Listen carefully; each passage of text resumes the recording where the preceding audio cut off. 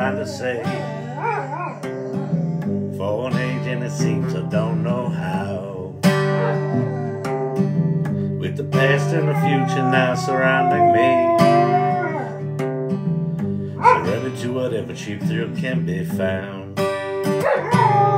There's been a little trouble since you came to my rescue.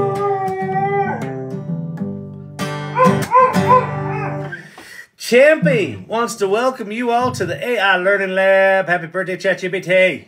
Happy birthday, ChatGPT.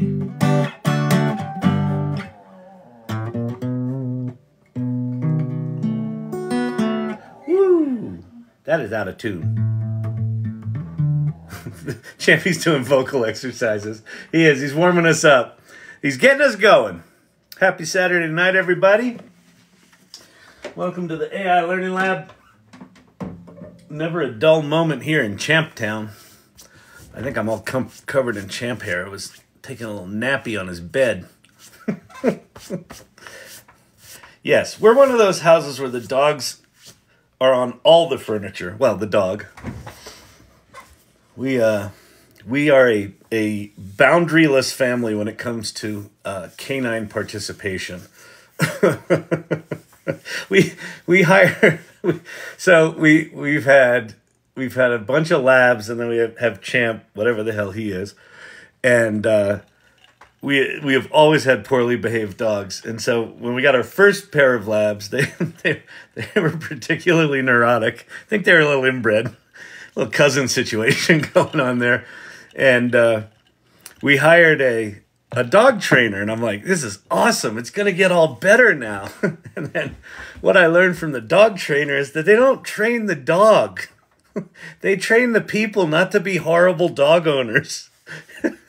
And I realized, oh, we're always going to have horrible dogs for the rest of our lives. We just don't have the constitution to be good dog owners. So we have shitty dogs. But they love us. So. Oh, man. All right. My favorite dog is a German Shepherd. Very nice. I had a Rottweiler when I was a kid. Didn't like that dog. He almost bit my little toe off, the little fucker. Well, the big fucker. Those things are intimidating. All right. All right, everybody. Welcome, welcome, welcome. This is the AI Learning Lab. I just saw an interesting little news item that apparently Google was going to surprise release Gemini next week. So this is the supposed GPT-4 killer, the multimodal Google GPT-4 killer, and the CEO delayed it till January. So I didn't realize this. I saw in the article Google has 200,000 employees. I had no fucking idea they were that big. And OpenAI has 800. And there's a tweet from Greg Brockman today that for me, this kind of rubbed salt in the wound of Google. Wait, let me see if I can find it. Greg.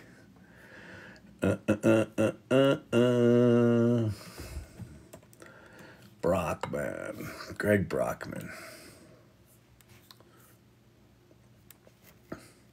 So he goes, 6 hours ago, Greg Brockman tweets, first week back at work complete.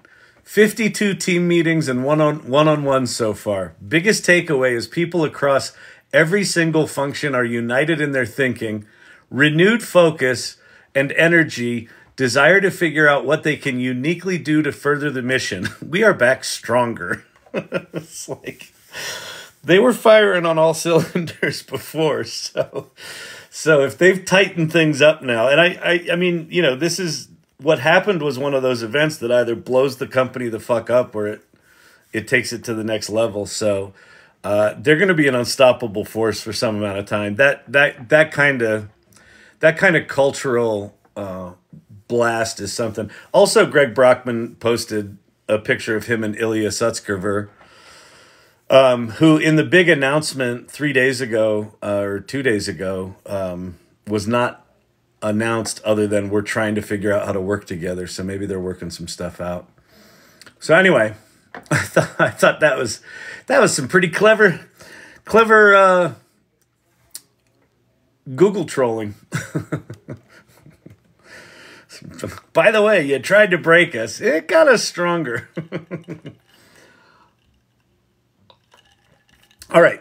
So the way we do this here, if you have questions about AI, pop them in the comments below. Thank you very much. Be not afraid. Worker B, good to see you. When I was going live, couple of things I did. I'm starting to add the date to the name of the live because it took me, what have I been doing this for, 6 months? What I realized is if the name of the live is always the same, when I download them from TikTok to put up to YouTube, they all have the same file name. So I have to go in and manually match them up and rename them. And it just takes forever. It's just a stupid administrative thing. But I figured that out, so that was good. And then there's also some TikTok live-a-thon going on. So I joined that, but if it does anything annoying, just ignore it. If there's something fun it does, cool. I think they wanted me to get a certain amount of diamonds or celebration, like party hats or something. I don't fucking know. I don't care. But if it gets annoying, just ignore that shit. I'm supposed to hawk it up. Let's have another battle with Dar. Let's not. Oh, I forgot to say what we're doing here. So what we do here. So if you have questions, ask them in the comments below.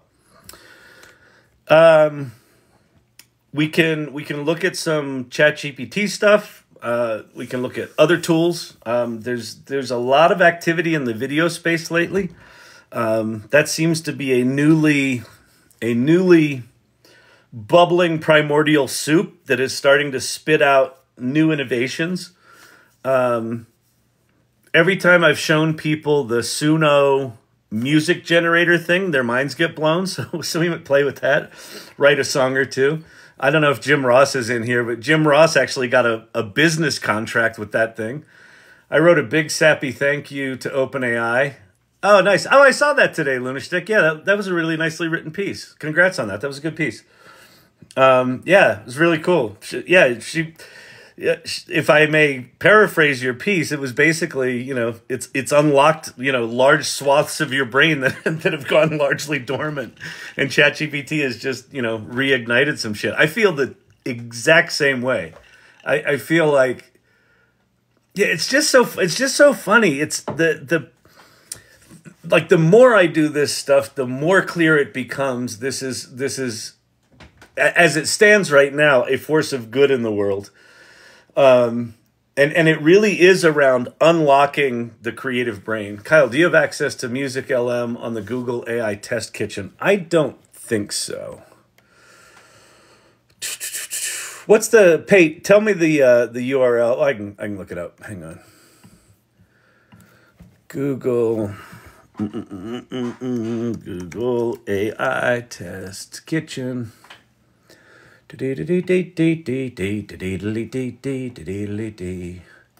See, I don't think I do because I have work group, whatever it is. The one where I pay for it. So if you pay for it for your company, they don't let you play with the stuff. Try now. Although, wait for it. Sign up for AI Test Kitchen. I'm looking now. Can you review the custom instruction settings on ChatGPT? Absolutely. That shouldn't matter. Okay, cool. That's great. Music LM is an experimental technology that allows you to generate your own synthetic music for inspiration. Very cool. I'm getting a spinning wheel right now, but we'll go look at it. And then what else? The AI Salon community is really ramping up. We're approaching 300 members of that. We haven't even officially launched it yet. I've been hawking it in here, but and you know, because you all are swell, it's been growing the community, which is cool. But there's a lot of really nice activity in there, and it's not just AI Learning Lab live related. So that's super cool. Ba-da-ba-bam. I know, isn't that cool, Carvino? I know, it's good. It's good. It's good. I don't know what's happening with this test kitchen, Pete. It is not loading. I say get started. Oh, you know what? I am in a Chromium browser, but I am not in Chrome. Hang on, let me try Chrome. Let me see if those wacky engineers at Google are doing shenanigans with competitive browsers. That's one of my pet peeves, is because Apple was notorious at that. They'd just fuck with Microsoft, and Microsoft would fuck with them. And it's like, yeah, we're the consumers, and we're getting screwed here, people. Just make our shit work. Well, if you use Safari, everything would be fine. Ah, look, see? Look at that. There might be a wait list for it, so you may not be able to. My monitor is too bright. Get started. Sign in now. Get started. Now I'm getting the same shit. I'm just getting the spinning wheel of death. I got nothing. I introduced myself on the AI Salon, and not even the AI bot said, welcome. Anthony Yance, that is unacceptable. Let's go change that right now. All right, irregulars, you know what to do. Go find Anthony Yance in the welcome wagon and give him a warm welcome. I wonder if I can search for it. I bet I can. We're brand new here, Anthony, so we're still figuring it out. But I'm going to go find your intro and make you Anthony Rem Maze Baroon.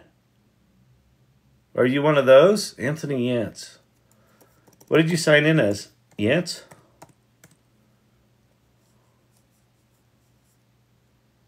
I got nothing. Did you sign in with something different?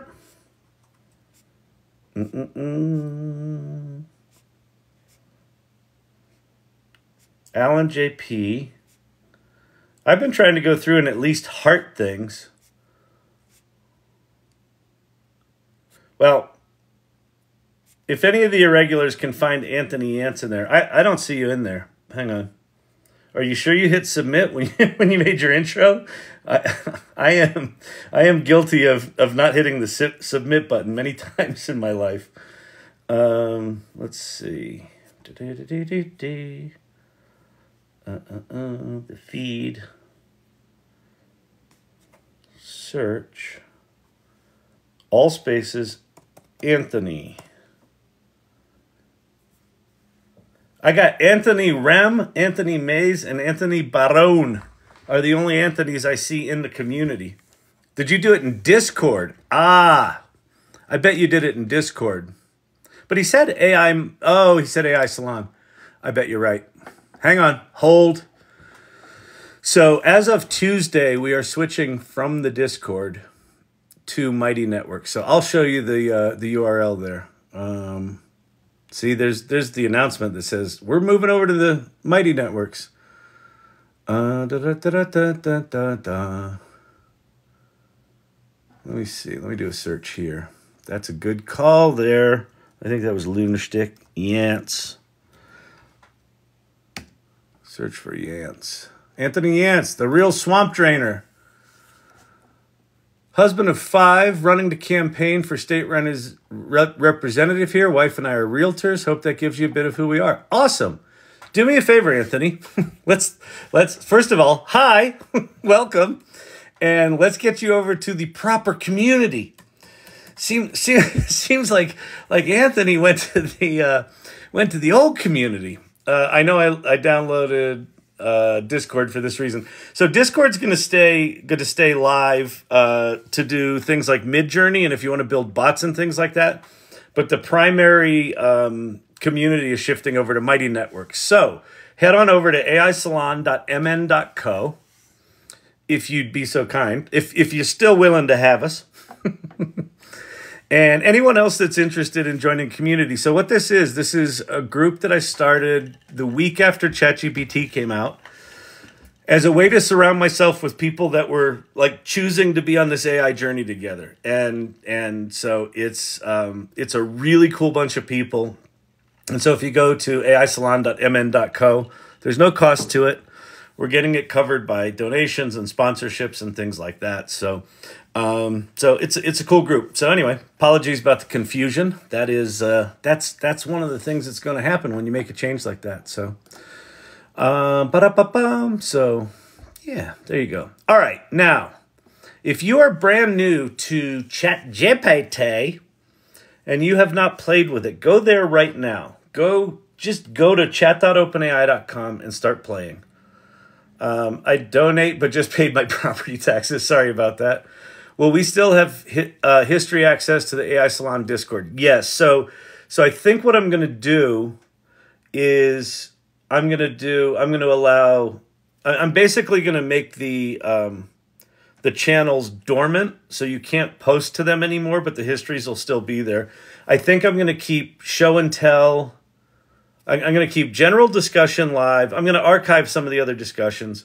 I'm going to keep general discussion live, any resources page live.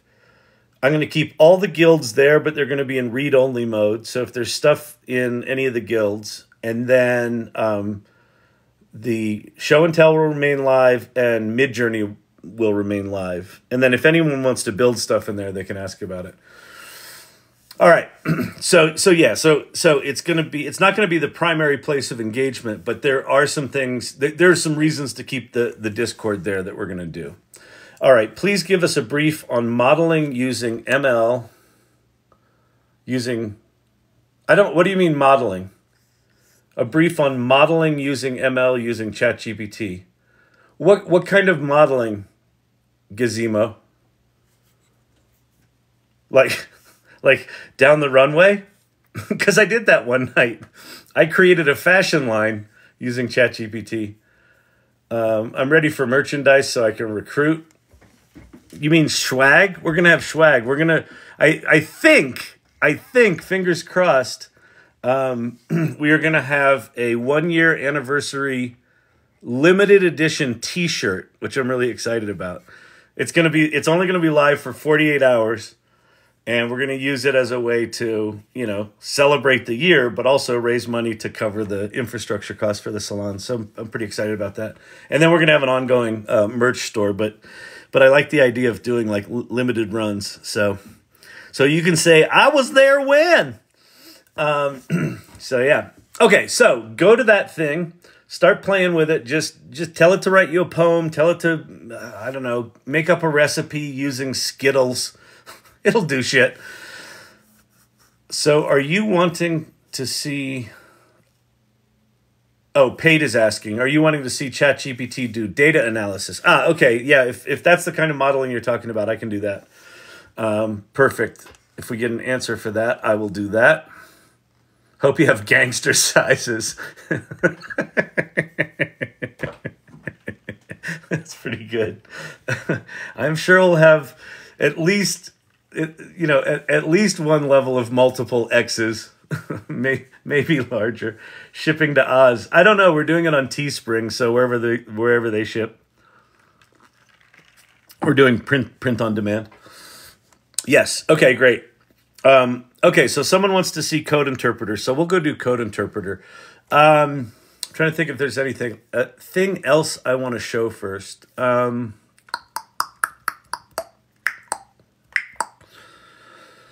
Oh, I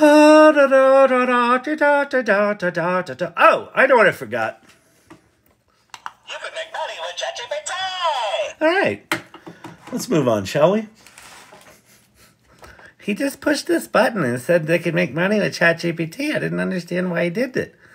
There were a lot of people in there watching. I don't know why they stayed in there. They seemed to be in there. They were talking a lot. They were chatting with him. They were chatting with each other. I don't understand it. Is there something I'm missing? I don't even know what his qualifications are. I don't think he has any. As far as I can tell, he doesn't have any qualifications. Anyway, so how long did you spend there? Oh, I had 3 hours. Okay. Do you know the best place to learn how to create GPTs ourselves? You are there! I would say join the AI Salon. Join this group. Don't go to the Discord. We found out that's a disappointing entry into the community because it is slowly being phased out in favor of this platform. So go there. So I'm gonna go play in ChatGPT right now. We're gonna start out doing some code interpreter stuff. And then what I'm going to do is I'm going to flip over and I'll make a GPT. We'll make a GPT together. You tell me what you want to do one about, and then I will embarrass myself and try to figure it out on the fly. That's my job here. I just realized why this is a popular channel. This is like a blood sport. Where it's like, yeah, let's watch Kyle faceplant as he tries to demo shit live. I don't know, you're more cruel than I realized. Oh, I get it now. It's all coming clear. Oh, lordy, lordy, lordy. Oh, man alive. All right, let's see. Be not afraid. Hello, Sherry Banks, what's shaking? Thank you, mods, for doing what you do on a nightly basis. Appreciate all of your work, because I know it's kind of thankless, overwhelming work at times. All right. Okay, so let's go do this. Let's go jump into ChatGPT. I spent a fair amount of the day today, speaking of smacking my face into a brick wall, trying to take, I wrote a prompt that's decently successful at taking a long transcript, generating it into a YouTube title, a description with a bunch of, rules, and a series of chapters. But the chapter thing in particular is just totally inconsistent and sometimes brilliant and sometimes awful. And so I tried to turn it into a ChatGPT today, and I actually rate limited myself, and I never got it. So I'm a little bitter on on the GPTs right now, because it's so close, but it's getting it. I'm telling you, man, these AIs right now, you can get them to 80% quick, which is really impressive. But then if you try to get them to 100, is it frustrating? Speaking of faceplants, I created a GPT for MMA enthusiasts. Luderstick, you're on fire with these things. You need like a whole channel for yourself. You should, if you haven't done it, seriously, you should put together like a page of just, icons with all your different all your different things. I'll promote it. We'll demo it on here. We'll drive some traffic your way. That's super cool. She's basically taken a box full of index cards of ideas she's had over the past couple of decades and resurrecting them in the form of GPTs. Okay, so we're gonna hop over to GPT-4. Oh, I might need to quit.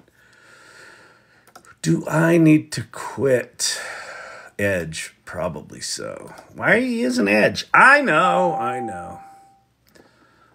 Yeah, hang on. We can probably do this over in Chrome. ChatGPT, chat.openai.com. All right, there you are. All right. Okay, so if you haven't seen ChatGPT before, this is it. There's two modes to it. There's GPT 3.5, which is the free version, and there's GPT-4. The problem with GPT-4 right now is if you don't have it, you can't get it. They're not giving out new subscriptions to it because they're overwhelmed with how much people are using it. That said, it doesn't mean ChatGPT 3.5 isn't good. So if you've never seen it, I'll just do a little bit of GPT in right now that should should tickle your nethers. So let's see. We'll do write a country song about changing the oil in my pickup truck when I spot the love of my life. So 3.5 is fast. It does this stuff pretty fast, and it's really quite good. I was under my pickup truck, sunny day, changing the oil, just passing the time away. Had a wrench in my rag, covered in grease. Little did I know my world was about to find some peace. All right, not great, but not bad. I was changing my oil when I saw your smile underneath that pickup truck for a little while. All right, whatever. Okay. But now I could say, let's see. Let's see. Give me a table comparing successful lyrics for country songs versus pop songs versus rap. And so this should give us a nice table of, so love, country song, heartfelt, sentimental, pop song, romantic, often catchy, rap song, relationships, passion. And so, you know, it just quickly we'll do stuff like that. You could also say, I want to create a song lyric generator that first asks the user to choose one of those three styles and input a subject. And then based on the rules of songwriting you've outlined above, it generates a set of lyrics. And ChatGPT will just go off and write that for you and explain to you how to deal with it and how to run it. And you could paste code in here and you could say, document this for me or find the bug in it, things like that. So if you haven't played with ChatGPT before, just start doing, these are what I call parlor tricks. Just start throwing shit at the wall, right? Throw pasta at the wall, try to stump it, tell it to educate you about something you know deeply, and you'll see, you'll pretty quickly come to realize, oh, there's something here. Like, it's kind of like playing with a video game when you first start playing with it. And then at some point, you may have what I call your Kevin McAllister moment. That moment where you're like, oh my, sir, I've looked for Screenplay to Storyboard on Futurepedia, and Adobe isn't there yet. Thoughts? I've looked for Screenplay to Storyboard on Futurepedia, and Adobe isn't there yet. Thoughts? Yeah, that's not a surprise to me, because Adobe, one of the things that Adobe has not done super well over the years is cross the beams of their products. One of the things that large language models do really well is sort of mesh together different modes. Adobe is very siloed. The apps are very siloed. Even though they've got Bridge to pass things between them, they are very distinct feature suites.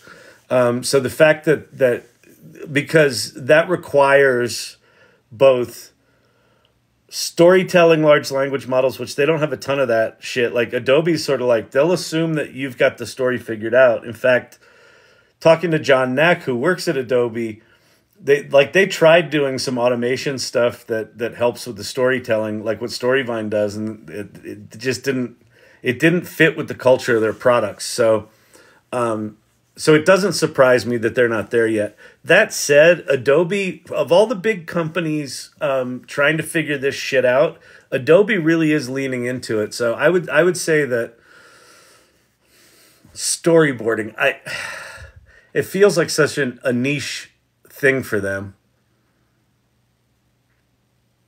I'm guessing that you'll see some other player get there before they do.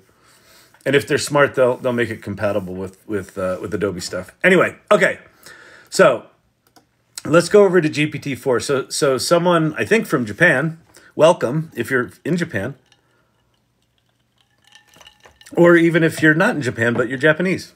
Or even if you just have Japan in your your name. Welcome.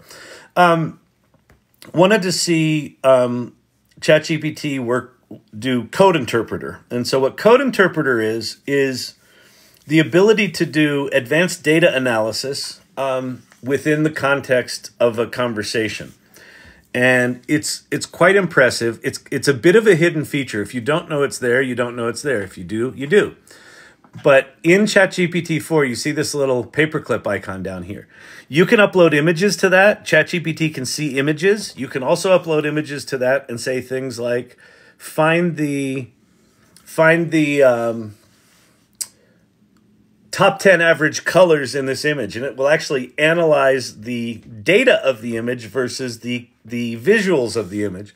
So you can do all sorts of stuff. But what I'm going to do before I upload something here is we're going to go get some data. So where I'm going to go is a site called Kaggle.com, Kaggle.com.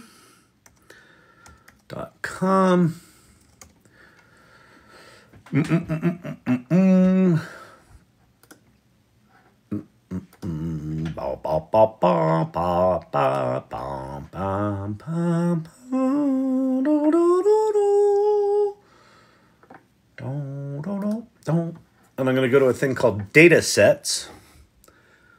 And then we're going to go get some data. And I'm going to try to get a decently meaty one. World Cup complete data set. I don't know what that means, complete. There's a 1 megabyte New York City taxi and limousine fare data set. Oh, these are recently. Hollywood hits and flops. That's only 209K. Let's get something meaty. Diabetes health indicators. Colorado healthcare.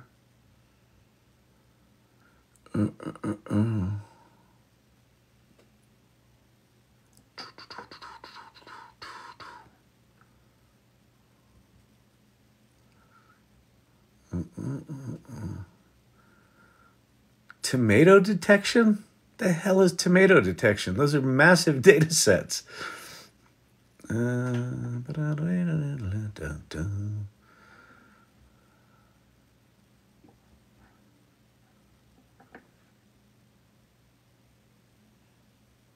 This might be too big, but it's kind of interesting. So this is 120 megabyte, 1.5 million Uber app Google Store reviews.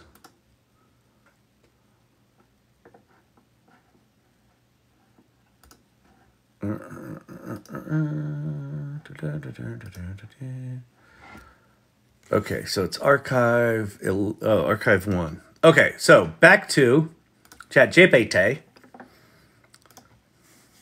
This might be too big for it. I think the limit previously was 100 megabytes, but maybe they upped it.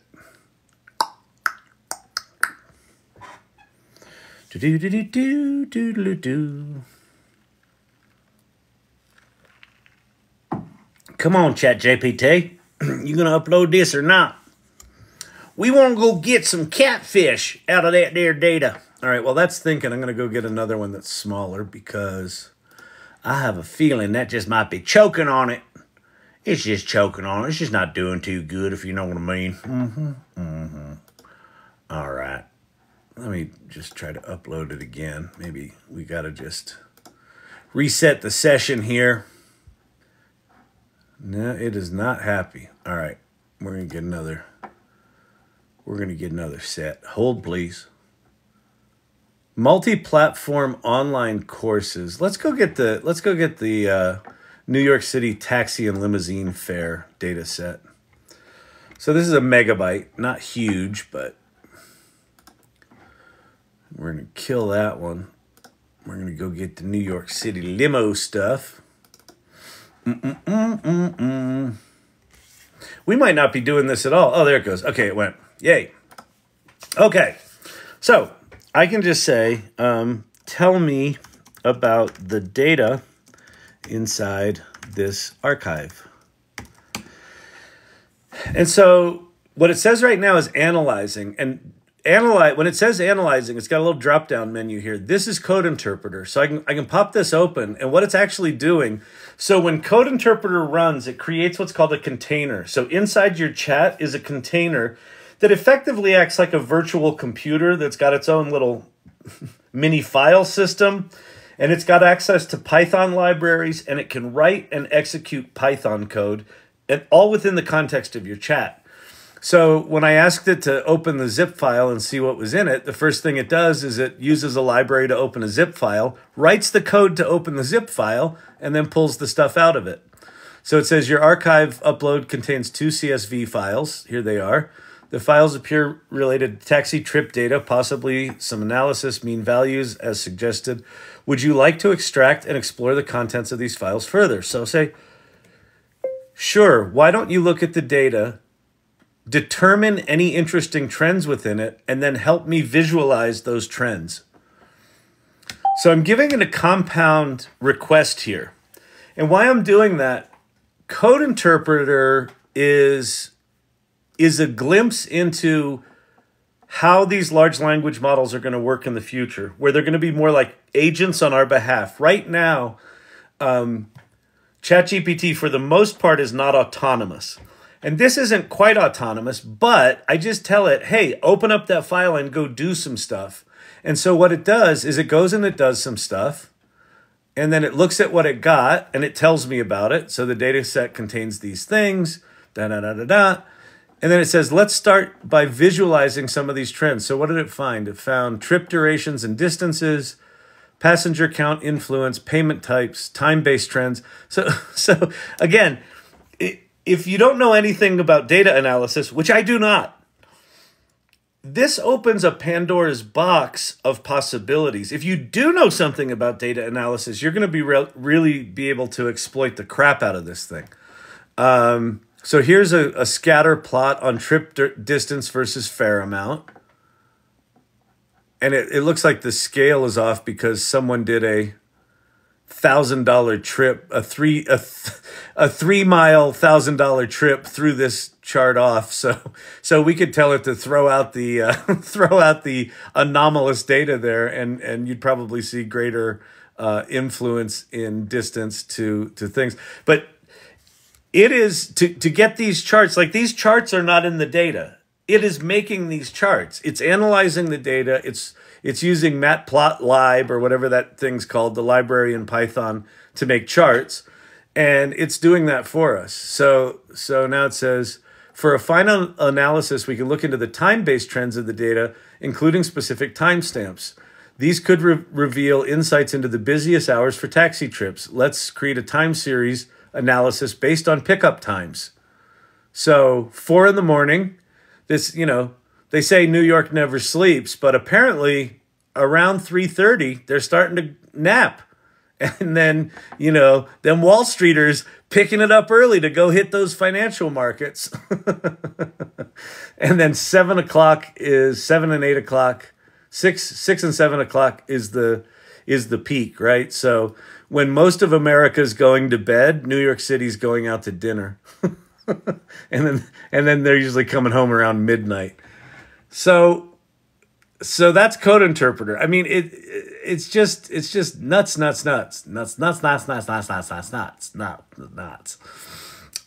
Someone else wanted me to show something else about ChatGPT 4. Oh, making GPTs. Okay. So what are GPTs? If you are new to ChatGPT, the interface over here on the left, this is your prompt history. So these are the prompts I've done in the past. Why do I not have any GPTs? There they are. Okay. That was odd. Okay. So you've got your prompt history down below. If you haven't created one of these or used one, you might just see an explore button below ChatGPT, or you might see like 3 or 4 of these things. I've got a lot of them there because I've made a bunch. But if you click on the explore button, you'll get a list of GPTs. And so there's the ones I've created. There's some recent ones I've used. And then here's some made by OpenAI. So if you haven't made any before, you'll kind of start with this list. You'll see DALL-E and data analysis and ChatGPT Classic and Santa and all that sort of stuff. Okay. At the very tippy top, it says create a GPT. And you're like, but how? That's way too complicated for me. I can't program a robot using machine learning algorithms because I don't have a degree from Stanford, Kyle. I don't think you understand. I'm kind of a dum-dum when it comes to computers. We've all been there. Well, not all of us. Those of us that went to Stanford with mathematics degrees have not been there. But the rest of us have been there. And OpenAI has actually solved that in a way that I think is remarkably elegant. Okay, so let me go show you what a GPT is. I'll show you my favorite one, which is the first one I ever made, and I made it live here on the much against my own better judgment. I said, I know, I'll learn how to do this with 100 people watching me. So this was the very first one I made. For a lot of people, there's a lot of people that come to these things night after night because they got a screw loose. They're called the irregulars. They're the ones that are probably down there, telling you what's going on and things like that. They're awesome people. The irregulars will tell you this took me maybe 5 minutes. I had never built one before. I had built some Pobots before, but Pobots are actually like, it's a bit more like a low code or no code kind of thing where you still have to kind of fill in stuff and you have to know what models are. They've really fixed things up here with ChatGPT to make it quite easy. So what this is called Sin City Sipper. It's the Vegas bartender with a twist on the classics. And then I can say, I'm an advanced mixologist and want a fancy new drink for my Brazilian steakhouse for the holidays. And so Sin City Sipper recognizes if you're advanced or new, and it will give you more simple recipes if you're new. It'll give you more complicated recipes if you're advanced. And then it's the way I wrote it. It's supposed to give you the recipe first and then create an image. Sometimes it just doesn't. And it starts with the drink first. But this GPT generates images of the drinks it's telling you how to make. That thing's actually fucking beautiful.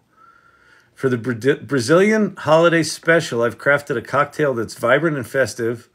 Let me introduce you to the Carioca Holiday Fizz. That looks fucking amazing.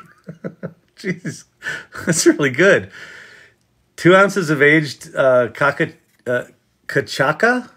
I used to be a bartender. I don't know what that is. Fresh lime juice, maracuja,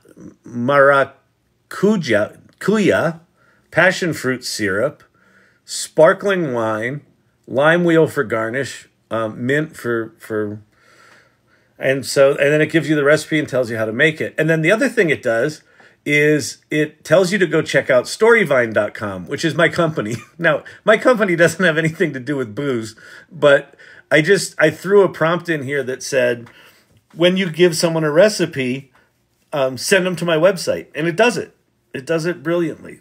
So anyway, so that's what GPTs are. They're these customized versions of ChatGPT that have all of the features of ChatGPT, which you can turn on and off if you want, depending on your thing. But you can now share these with the world. So you could create one for your business. You could create one for a project. You could create one for a group of friends. That I created one the other day for a screenplay I wrote 30 years ago, and I now have a GPT that you can ask about my screenplay. It'll tell you about it, and then every time it tells you about a scene, it renders an image from the storyboard. It's wild. Okay, so how do you make these things? It is easier than you think. You click on Create a GPT, and it brings you to this interface.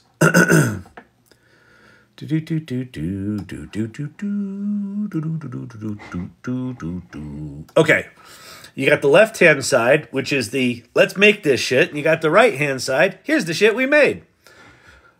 Easy. It's a convention in software development. And then on the let's make this shit side, you've got the Create tab and the Configure tab.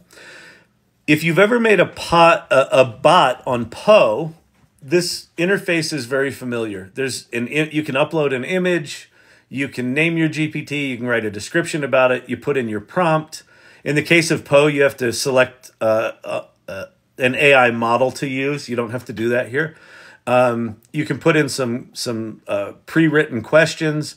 These GPTs in particular, one of the things that makes them very, very powerful is one of them is this thing called knowledge. You can upload your own data here. So when I did my screenplay one, I uploaded a PDF of my screenplay here, and that's why you can interact with my screenplay.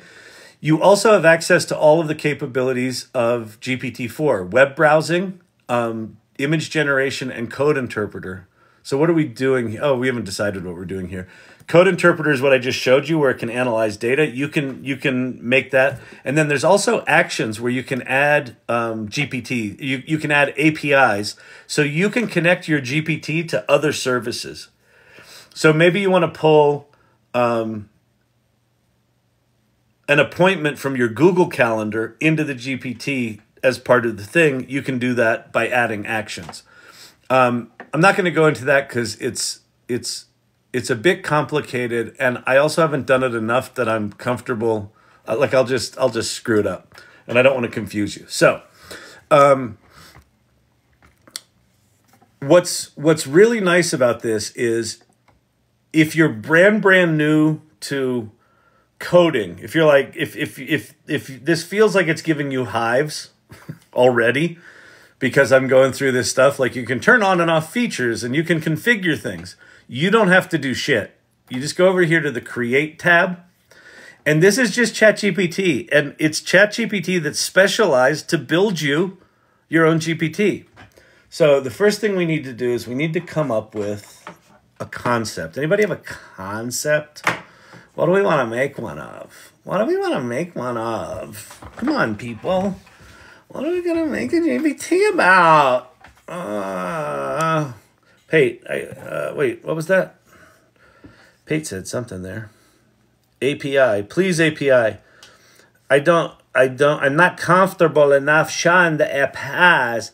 The problem with some of the thing, like I don't mind falling on my face, but with something like APIs, it is so sort of geeky. Troubleshooting uncomfortable conversations with relatives. Perfect, Kravruno. Okay, so, this is good. See, where I immediately went, Kravruno, because I was like, do we want to have Browse with Bing hooked up on there? And then I was like, wait a minute, we could create a family argument starter where it pulls news items of the day and then gives you arguments that will piss off your relatives. Okay, I'll let one of you do that one. I'll do the other one. Troubleshooting uncomfortable conversations with relatives. Okay, great. I'd like to create a GPT that coaches me on how to have uncomfortable conversations with relatives during the holidays, period. That's all I'm going to say. So now it says updating the GPT. So what OpenAI has done here, oh, and by the way, me talking to my computer like that, that's just a Macintosh, Mac OS X accessibility thing, so I don't have to type in front of you. So it's not a special thing from ChatGPT, but you can, if you're on a Mac, you can turn that on. I think Windows has it too. For this GPT, how about the name Family Harmony Coach? I like that. Does that sound good to you? I'm going to say, sounds great. All right. Oops, I just said sounds. Well, and so now it's generating the profile picture. Remember I said before you could upload a picture? I don't know if you've noticed, but over here underneath my picture, this GPT is live. We can actually test this right now. How do I talk about politics with my uncle? Perfect. Let's click on that. This is one of the pre-written questions. So I'm going to click on that. There's the thing it gave us. Okay, that is absolutely the wrong icon. Here's what we're going to do for the icon. The icon needs to be a festively overloaded holiday dinner table with two people screaming at one another. Period. The image should focus on the two faces with their mouths open and veins bulging.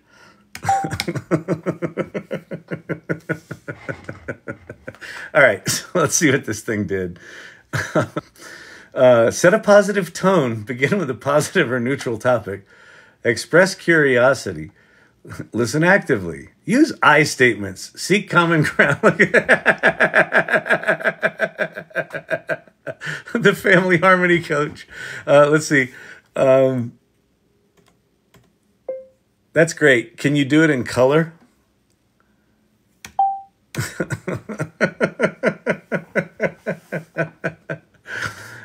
It's so good.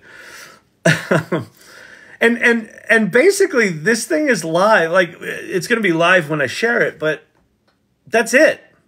Like so now it's generating a new profile picture for us. That's good. Okay, that's perfect. Here's the colorize. Holy crap. If you haven't seen The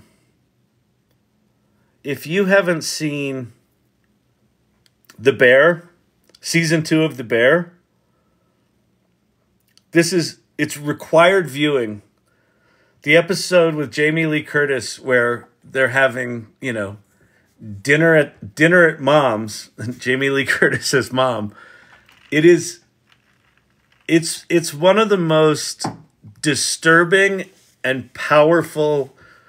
I think it's a 45-minute episode, but it's like 30 minutes of just PTSD inducing. It's one of the most episodes of television I've ever seen. But it's pretty much like that. So it's really good. Okay, now that we have a specific profile set, so you go over here now. So family harmony coach guides you through holiday family talks with empathy. What's the best way to handle questions about my what? My relationship status. Oh, that's a good one.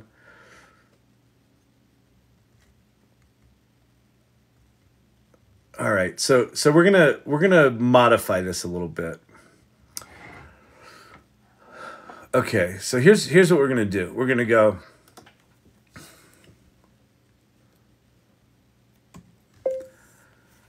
I don't want people to have to read a lot. I want them to be able to interact with this in short little breaks in between arguments with their crazy uncle, period. Keep the points of advice limited to 3 and make them very short. For each set of 3 bullet points, I want you to create an image that represents the harmony you are intending to create for the specific situation that was asked about. Period. Give the advice first and then generate the image. Okay. So we'll let it update the GPT. And this is real time. Like, as it updates things there, it'll fix it over here. So it says updating here. So it's writing all the prompts in the background. It's doing all that for you. And now it's just whoop, done. And now it says quick, clear advice for holiday family talks with images. That's really boring. So we're going to go fix that. Okay. So now that that's written, I can flip into the configure mode and all of this stuff has been written for us. So family harmony coach, quick, clear advice for holiday talks. So let's quick, clear advice for diffusing holiday meltdowns.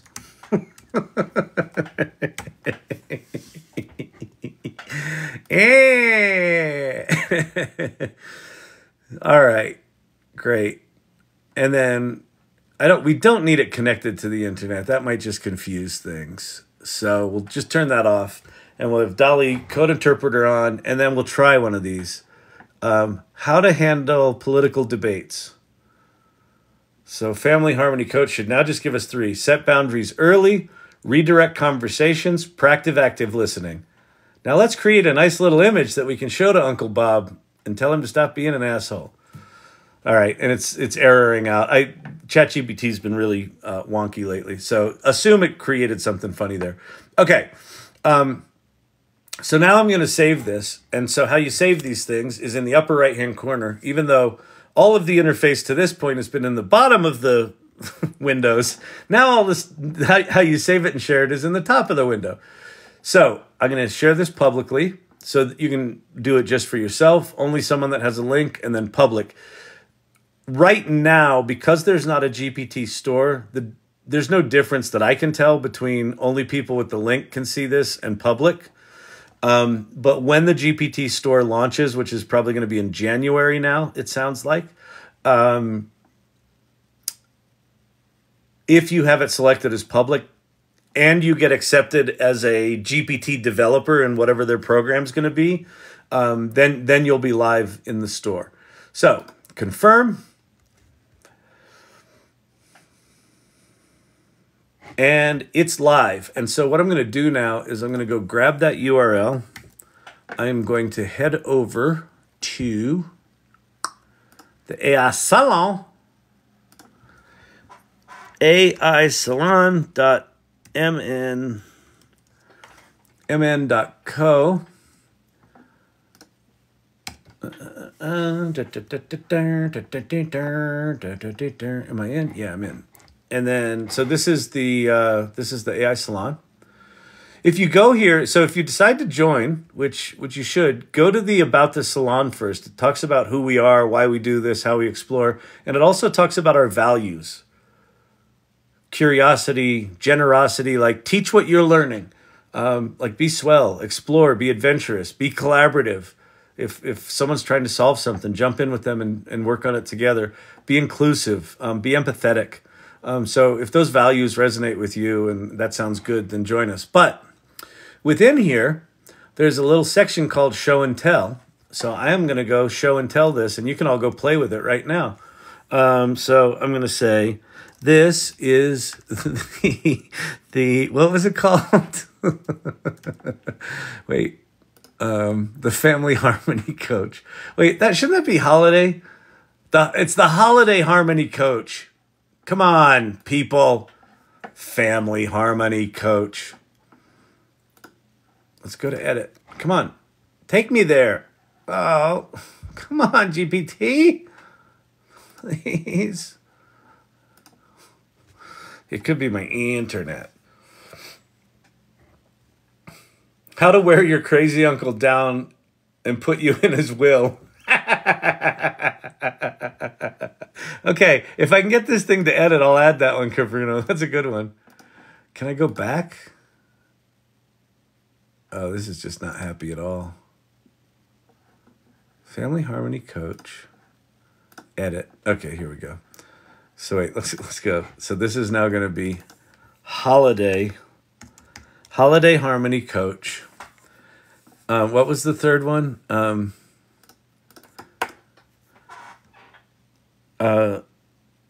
How to wear your how to wear my uncle down and get in his will. That's fucking genius. Okay, so wait.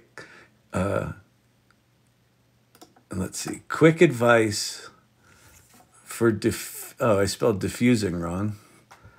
For diffusing holiday family meltdowns. Okay, perfect. Okay, so we're going to update it. We're going to make it public. We're going to confirm that. And we're going to say view our GPT. There it is. We're going to go copy the URL. Boom. We're going to go over to Mighty Networks to show and tell. This is, let's see. Hopefully, this will get you out of some sticky situations this holiday season, comma, and might even end you up in someone's will, exclamation point. And then I'm going to paste in the URL, and then I'm going to tag it. So be a good citizen of the community and tag your thing. So I'm going to tag it irregulars, because that'll say that it was done during one of these sessions, and I'm going to tag it as a GPT, and I'm going to go post. And that is live. So you can now go to this thing, you click on that, and it will fire you off to the Holiday Harmony Coach. Now, you want to see something even really cooler? Wait, one of my GPTs is requiring a privacy policy URL before I can go public with it. I assume that, is that because you are collecting data in some way, Andrea? Did you use the action where you did an API? That's got to do with GDPR. If you're collecting any sort of data, you have to have a privacy policy by law. So that's why they have that in there. So I don't know that it needs to be a specific privacy policy. You could maybe just go point to someone else's privacy policy. That's not legal, by the way. Like, it's not legally binding. But I don't know. I don't know what exactly you need to do. When I did one of those, I did it to my Storyvine privacy policy because we have one. But if you don't have one, the other thing you could do if you've got a website of any kind is you could just put up a page that is a privacy policy. Have ChatGPT write you one. And then just say, I want a boilerplate privacy policy that meets GDPR guidelines.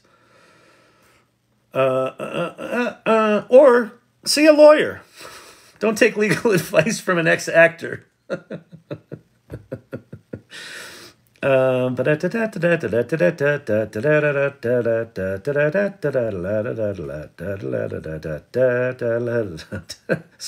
meds don't work well at night. You guys are funny. What was I going to do? Oh, I was going to show you something, wasn't I? Hold, please. Welcome to Chat ADD. Okay, so I'm going to go to ChatGPT. I'm going to the ChatGPT app on my iPad. 18 more.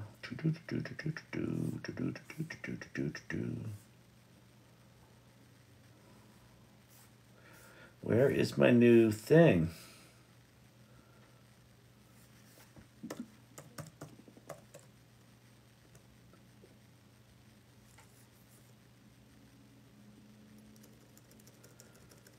It's not in there yet.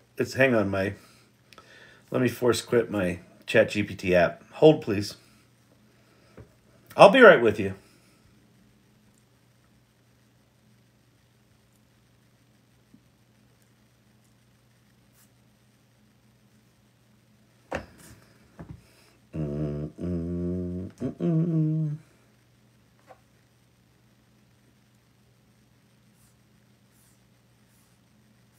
Okay, so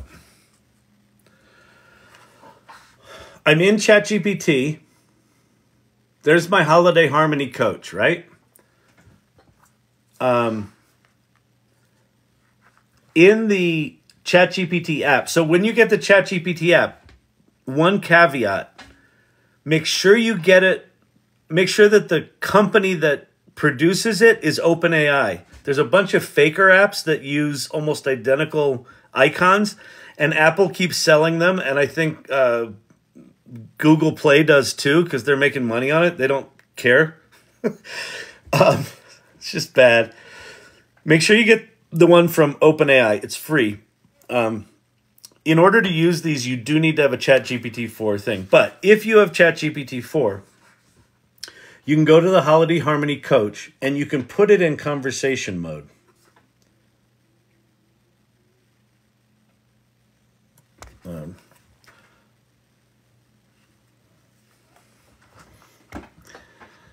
Hey, my crazy aunt keeps trying to get me to go on a date with her niece, and how do I break it to her that I'm not interested?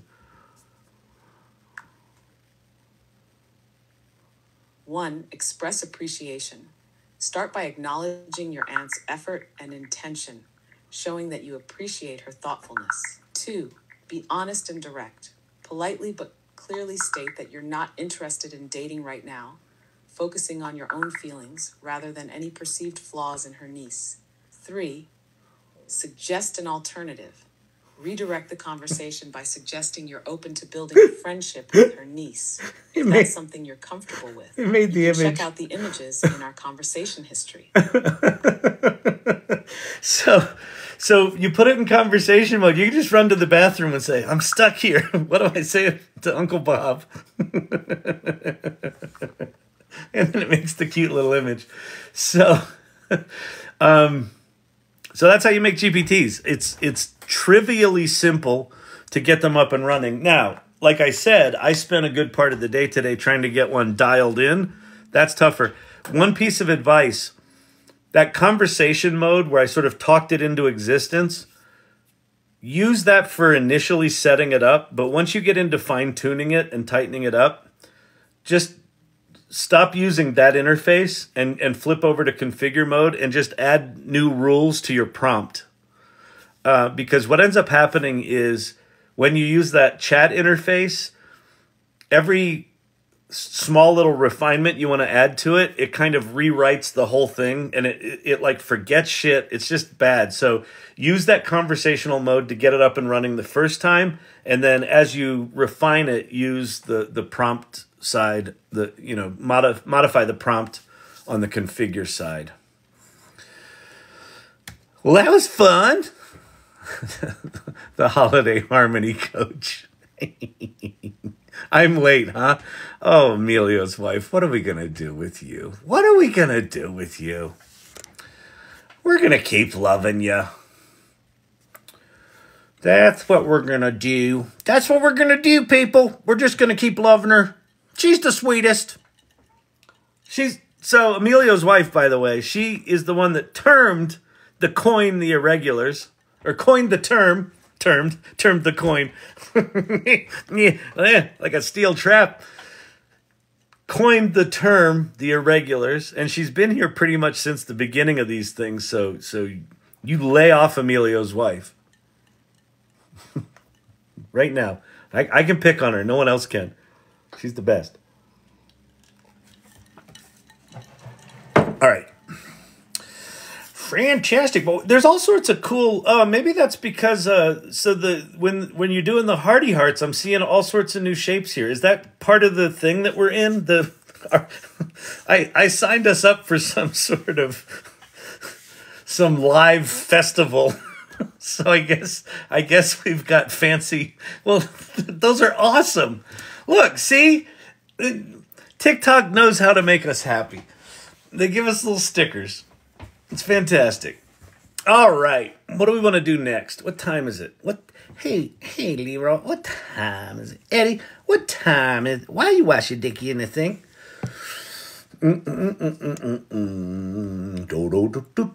GRC, this is incredible. I took an edible. Let's do more Runway TV. All right, let's go do it. That's awesome. Kavruno, you're the best. 8K already. Oh, awesome. Oh, these are the likes. Okay, so listen. One of the things that the irregulars sometimes do, when they get bored with me, which you can imagine is pretty easy to do, they start having games amongst themselves. And one of the things they have done, the highest I think they got to was 123,000 likes over the course of like a 2.5 hour live. They all got carpal tunnel and they couldn't really talk or participate for 2 weeks after that. But it was very cute. But they went nuts. So if you want to have a little fun, now that we got special stickers for our lives, feel free to tap away. I do have a theory that some of the irregulars bought auto screen tappers from Amazon, and so they're cheating, which is not fair to the rest of the people using their phalanges. Yeah, so, all right. The movie site you mentioned yesterday, show again. Okay, let's go look at that. Kavruno took some edibles. Let's go trip her out. So I'll give you the backstory on why I think that what I'm about to show you is interesting. Check out Show and Tell, Kyle. Okay, hang on. What just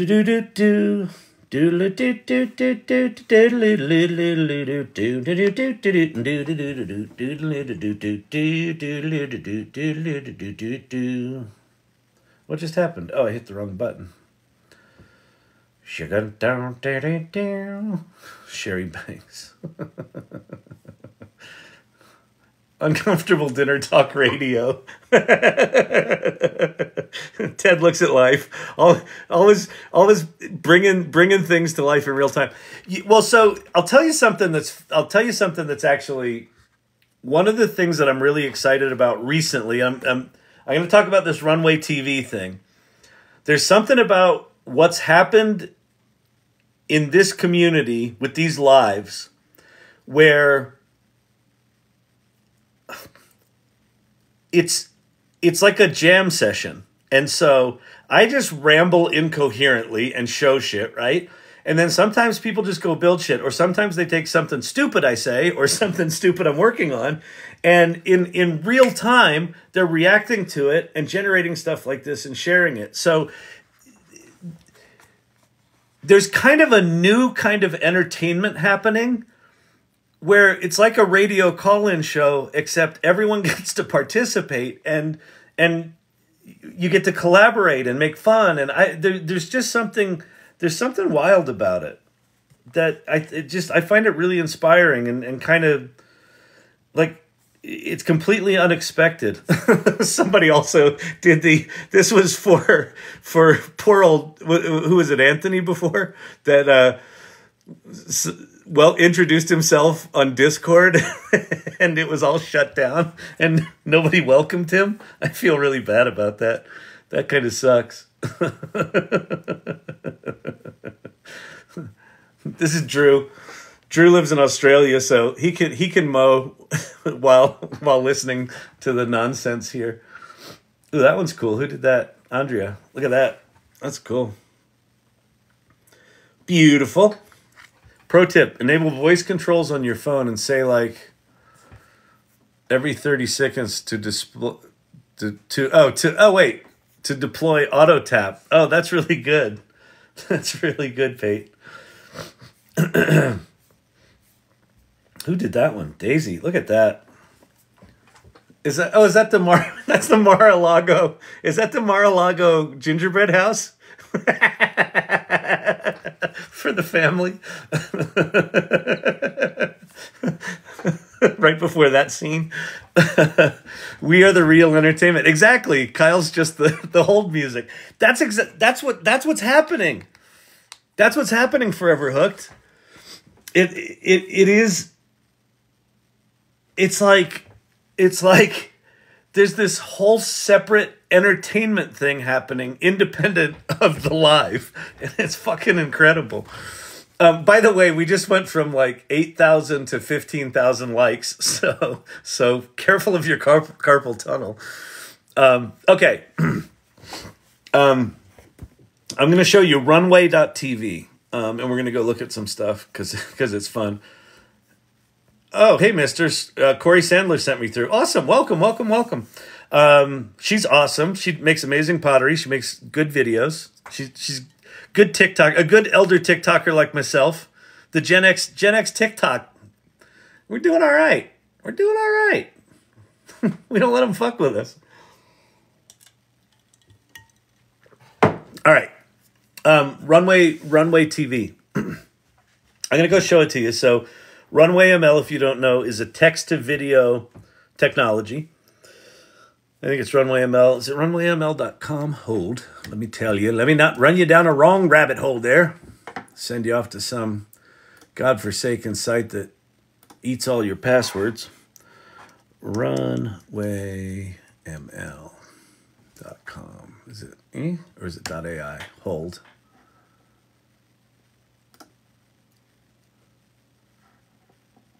It's .com.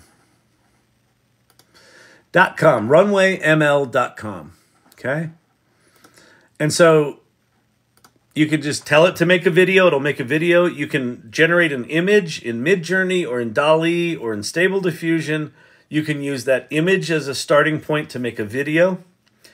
It makes 4-second clips with no sound. And then you can extend them up to like 18 seconds. So you can make 18-second clips. And as you can imagine, they're weird and janky, but they're getting better. And what's happening is creative people are starting to take these little janky pieces of video stuff and actually do some real storytelling with them. So Runway, brilliantly in my opinion, has created this thing called runway.tv. And it reminds me of the early days of MTV. So in 1981, this thing launched.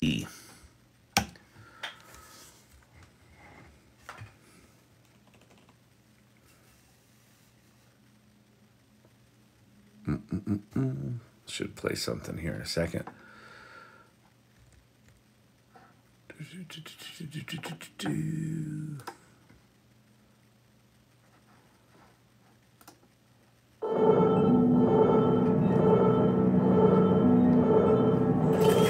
Landing sequence initiated.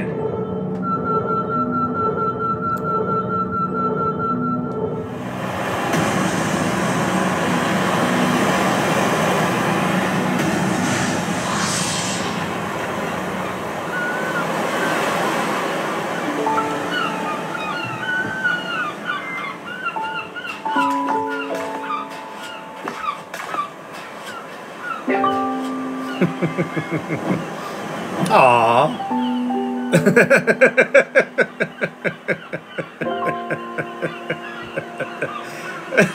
Cabruno, hang in there. It's gonna be okay.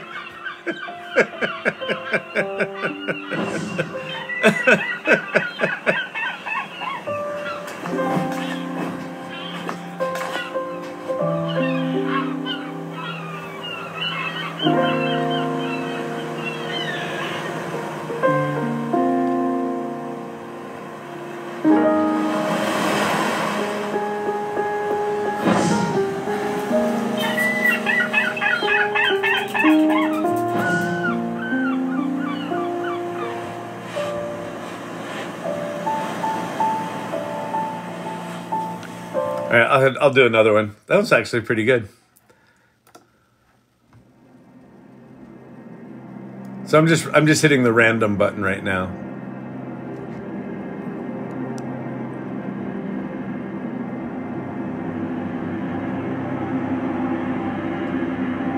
In the future, mortality is a choice. Close your eyes.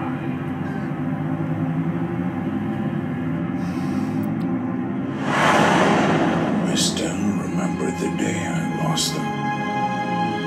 Mortality didn't just take them from me. It tore my world apart.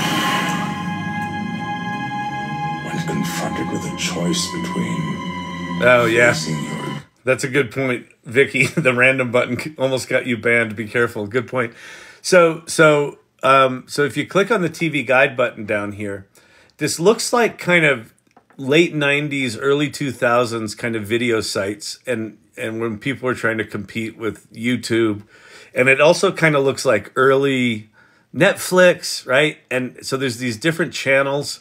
And basically this is just a wrapper site sitting on top of YouTube videos. But one of the sections they have is Runway Studios. So they've got a group. I think they just raised, I don't know, they raised a decent amount of money.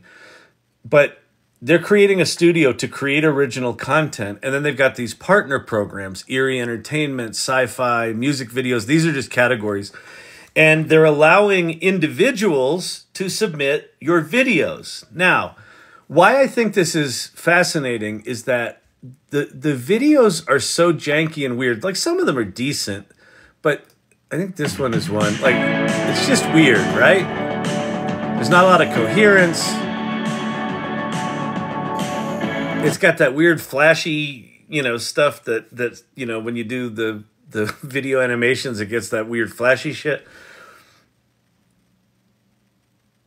Organizations like Netflix and Paramount Studios and Sony and real filmmakers and real producers are going to look at this, and many of them are going to dismiss it. And that's what happened when MTV came out in 1981 is there was sort of a 3-month campaign before it came out where there were these weird commercials. There was only like, I don't know, 6 channels. And there oh no, it was there were more than 6 because cable had come out. There were like 12. There were like 12 channels. And there were these weird commercials that said, "I want my MTV." And then it came out and it was this weird TV station that had music that you watched and nobody got it. People were like, "This is weird." And then MTV became MTV and it became a juggernaut, and music videos became the way you marketed, music for a generation. And this feels very familiar. This feels very similar to that to me, where I think a lot of people are going to dismiss this kind of storytelling as amateurish and, but that's not Hollywood. And what's going to happen is this shit's going to get better really fast. And there are going to be filmmakers that are using these tools that have never done anything with traditional filmmaking before. And they're going to do things differently. And just you watch, there's going to be forms of entertainment that come out of this like nothing we've ever seen that hit the zeitgeist. And there's a really good chance that something like Runway TV or a series of them actually start competing with a Netflix in the future or with film studios in the future, things like that. So anyway, just go to this thing and check it out because I think it's the other thing you should do is go make some flippin' films, go make images, go to Runway. You have to use, at least I think 4 seconds of Runway footage in your film. Some people have shot, regular video and then they've got Runway stuff scattered throughout it. Some are just pure Runway stuff. Go make some shit and submit it because you'll be one of the filmmakers on the early equivalent of MTV. Like, I don't know if this is going to be the winner, but this is the first one I've seen that's really like leaning into this as a new kind of streaming service, which I think is brilliant and interesting and fun. Cool, right? I want my MTV. Runway TV. RTV. All right. Here's another one from Ted. This is the AI Learning Lab at the mall. I fucking love that. I think we need to take the learning lab, just keep growing this thing, keep turning the party so that we actually end up with mall locations. we can resurrect the entire mall industry by taking over defunct retail stores and malls. What do you do here? We just show up and make pictures of shit. Generally llamas and turtles. We don't know how that happened or why people do it, but they seem to enjoy it. It's family friendly. You can go in the back room for the adults. For the adult activity. Oh, man. All right, fantastic. Fantastic. Bob, tell him what he's won. Are we having a good time here? Are we enjoying ourselves? Sir, yes. Go ahead. Yes, I would like to inquire. Rather. Enjoying what you're doing here. It seems entertaining. People seem to be enjoying themselves. They're tapping away. I was curious, sir. What are your qualifications? My qualifications? Yeah. As regards to running this channel, you seem to be confidently speaking. I just wondered if there was, how would you say, substance to what you do. What, sir, are your qualifications? Generally, when we're interacting with the public, we wear smart pants. All right, I can't create GPTs in the mobile version of ChatGPT. Correct. But here's what you can do, Edson. Go to Safari or Chrome. Go to a browser. and go to chat.openai.com. Just run the ChatGPT website in a browser on mobile, and then you can create GPTs there. Hack. It's a life hack from the AI Learning Lab. But yeah, you can't make GPTs in the ChatGPT app, but you can talk to GPTs in the ChatGPT app, which is cool. So I hope that helped. I hope that helped. You know what I'm saying? Good Lord. OpenAI was dumb. Yes, I don't disagree. You want to hear something dumber, Edson? In the ChatGPT app, you can search your prompt history. In the website, you still can't search your web history, your prompt history. It's fucking insanity. How long has ChatGPT been out? Let me see if they added it. No, you still can't search your prompt history in ChatGPT's website. It's like, I probably call Sam Altman 3-4 times a day. Like, I don't want to call him too much, so I just try to keep it to like morning, like around lunch, and then right before dinner. And he hasn't picked up yet, but it's just because he and I, there's a history. Anyway, I call him 3 to 4 times a day, and the first thing I'm going to ask him when he picks up the phone is, why can't I fucking search my prompt history, Sam?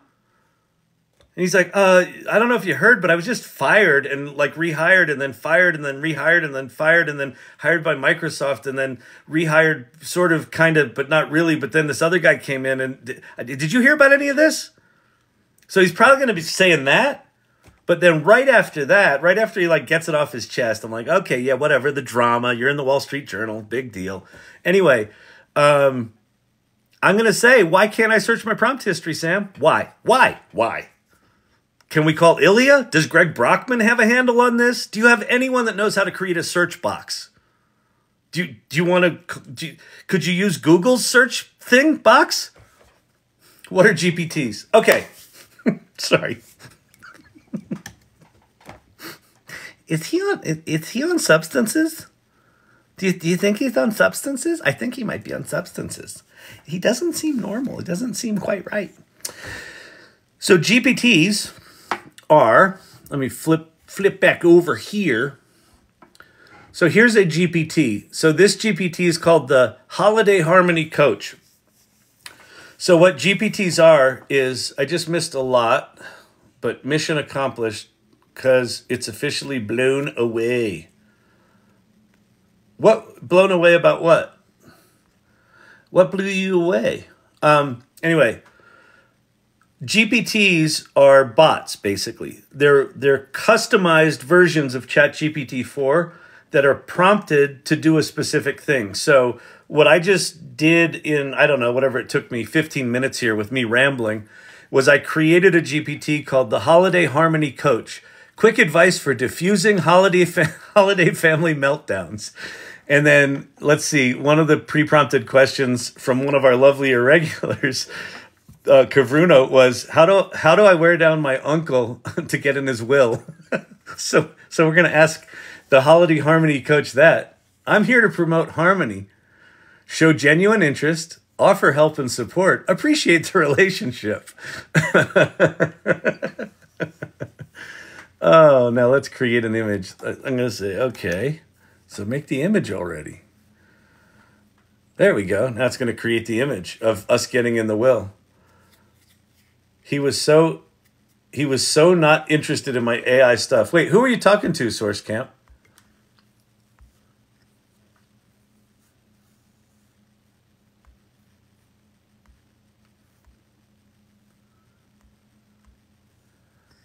Look, she just got into the uncle's will.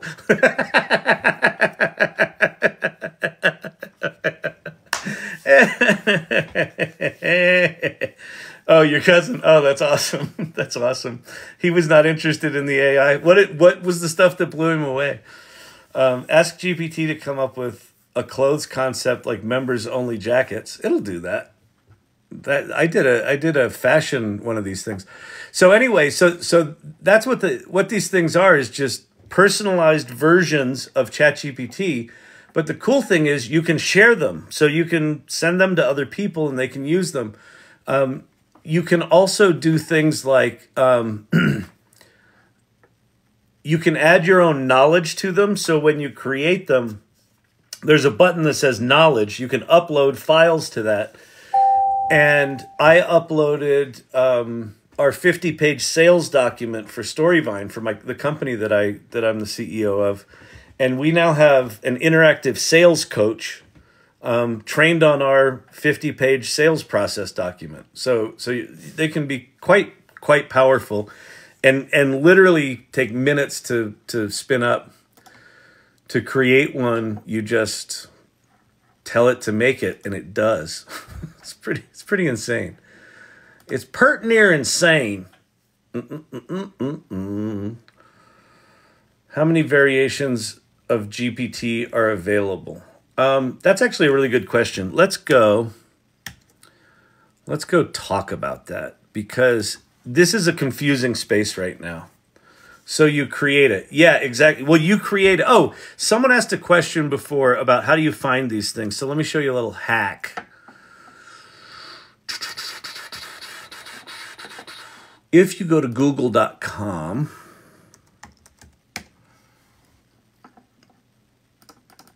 and you type in site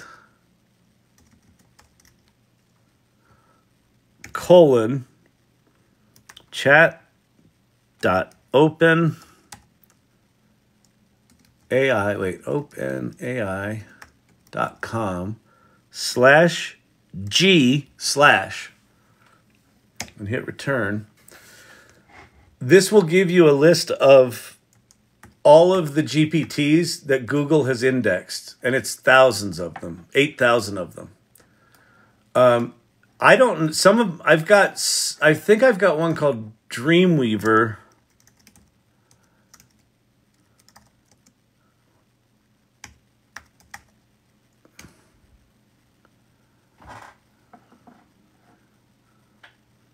Yeah. So my Dreamweaver by OpenAI, my Dreamweaver is indexed, but my Sin City Sipper is not.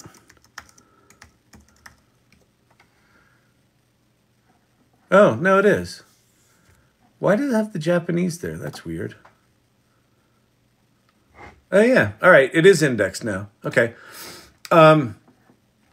So if you go to site:/chat.openai.com/G/, and then you can just put in a topic. So you could put in, oh, crap. Where did I go? What did I do? What did I do, people?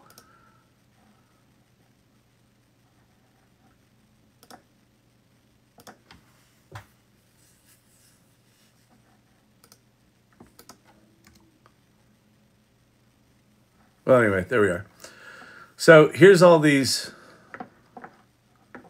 GPTs. So that's the way you can find them. Okay, now someone asked about like, where are these GPT? How many GPTs are there? So the things called GPTs are just part of OpenAI's ChatGPT, which is they're sort of the king of the hill right now. So chat.openai.com is the website. That's where you get ChatGPT 3.5, ChatGPT 4. That's where you can make these things called GPTs. There are a fairly large number of competing companies and competing ChatGPT-like things called large language models, LLMs. And so ChatGPT is one of them. There are lots of others of them. So what I'm going to do right now is I'm going to walk you through 9 of them. And there's a 10th one that I'll talk about that doesn't sound like it's worth it's worth putting on these lists. So what these lists are that I'm showing you, these are kind of the things that I feel like, just because I do this all the time, I think are worth you understanding that these things are available, and it's actually worth you playing with them and understanding which ones are good at what. Some of them are connected to the internet. Some of them are not. Some of them are really good at research. Some of them are better at conversation. How do you learn that? You just smack your head against the wall. I'm sorry. You just get curious and you methodically try, tool after tool. So the caveat here is if you're already overwhelmed with ChatGPT and you're just trying to figure that thing out, just go there. This is the market leader right now. And even ChatGPT 3.5, the non-paid version, is so powerful that you could spend the next year exploring it and not even scratch the surface of it. Just the nature of what it is it is such a deep ocean that there's a lot to explore there. If that said, if you're starting to get your head around it and you really want to understand what's coming and what's out there and where the innovation might happen, that's what this next little piece is about. Okay. By the way, the other side of this is just, so ChatGPT, this is sort of the consumer front end of ChatGPT. There's also a developer back end where you access their API. If you're geeky, you probably already know about this, but if it's something that you want to learn about and explore, you can. Platform.openai.com/playground. You don't need to go here. If you're new to this stuff, if you're not an engineer, you don't need to go there. You can just go there. But that's what that is. Okay. So these guys are the king of the hill right now. And as I said at the beginning of I was going to say broadcast. I guess this is a broadcast. It's a narrowcast. It's a TikTok live. It's a live. He's live on a TikTok. Google has a new thing coming out called Gemini, which is apparently a ChatGPT 4 competitor. No one has caught up to these guys yet, which is fascinating to me. No one's caught up to these guys. So they're still king of the hill. Okay. These are the top 4 that I would pay attention to if I were you. So, and by pay attention, I mean like go use them. Now, the exception right now, Grok in the upper right is the Elon Musk's Twitter-enabled ChatGPT competitor. It was supposed to come out this week. I still don't have access to it, so you have to be an X premium subscriber. Their $16 a month version, and then you're supposed to get access to that. I don't have access to it yet, but I think they're going to be a player because it incorporates Twitter data into the large language model. So you can get more misinformation faster. So that's the exception. It's not there yet, but the other 3 are there, and you should go play with them. Copilot is ChatGPT 4, but it's Microsoft's version of it. So if you go to copilot.microsoft.com, it's got vision, it can see images, it can create images. It can, I don't know if it can do code interpreter, but it's built on the GPT-4 back end. So if you can't get access to ChatGPT-4 because they've sort of locked down new accounts for now, go to Copilot, and that is GPT-4. So that's a good alternative to ChatGPT because it's the same base model. All right. Then you have Claude. Claude is the closest competitor right now to ChatGPT-4. It's got a really big context window, meaning you can put in big prompts. And then bard.google.com is another competitor. It's not super great, but it's getting better all the time. In fact, one of the things that Bard has right now is they've indexed all of YouTube. So you can ask Bard about YouTube videos, and it will tell you about them. So it's getting better. And when Gemini comes out, it's supposed to be really, really good. So like I said, Gemini, it's a piece in the information newsletter that said Gemini was supposed to surprise launch next week. And the CEO killed that because apparently it does really poorly with non-English languages. And for a global company, that's probably not a good look. All right, so those are those four. Now here's four more. Pi, Perplexity, and Poe are all really interesting plays. So Pi has got an app, and it's an app that you can talk to. Do you have all the links posted anywhere? Wait, when you search for GPTs, search for your name. You have 3 indexed currently. Do you have all the links posted anywhere yet? Yes. Yes, JRC. So if you go to Show and Tell and you click on GPTs, I migrated all of the Discord GPTs over, but Bradley created a single document that's got them all listed in it, all the ones from Discord, and then there's some individual ones in there. But just here, you go to the, hang on. You go to Show and Tell.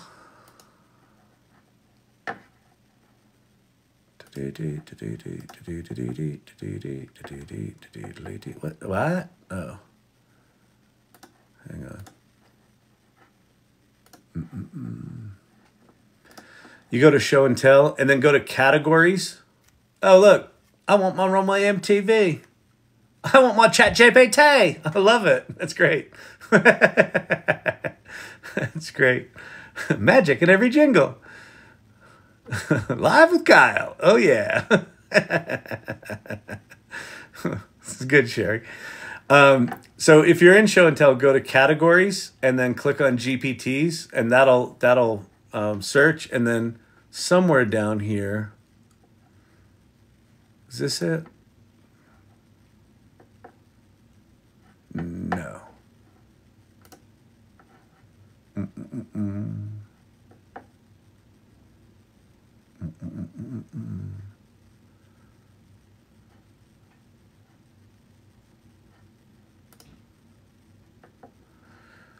Somewhere in here is a document that's got all of them in a single document that came over from Discord that Bradley put together. Can I search for GPTs and Bradley?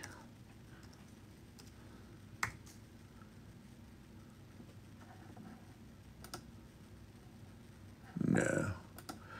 I'm still getting to know how to use this, people. You think I know everything. I don't know everything. I'm just a dum-dum. Oh, wait, here's members. Can I look for members within there? No. Yeah. I don't know. Anyway, it's somewhere in there.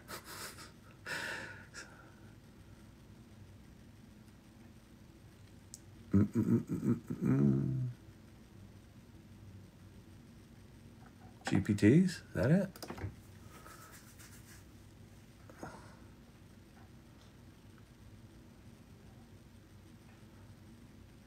No.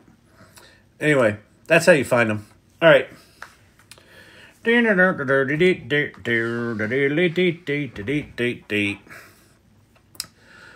Hopefully they get their shit together and actually show these things, show the thumbnails. I think the ones that are showing thumbnails, people have just uploaded the images on their own. Okay. Anyway, back to where we were. So other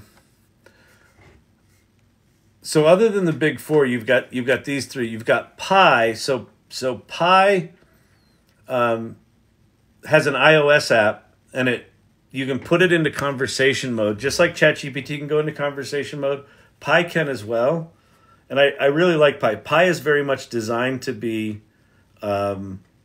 conversational, and it's even got a mode called Support Pi that acts kind of like a therapist. I just got in a fight with my aunt over politics. What should I do? Oh là là, vous venez de vous disputer avec votre tante. Translation, oh my, you just had an argument with your aunt. I'm so sorry to hear that. Would you like to tell me what happened? Yes, and you don't need to translate to French anymore. We were arguing over politics.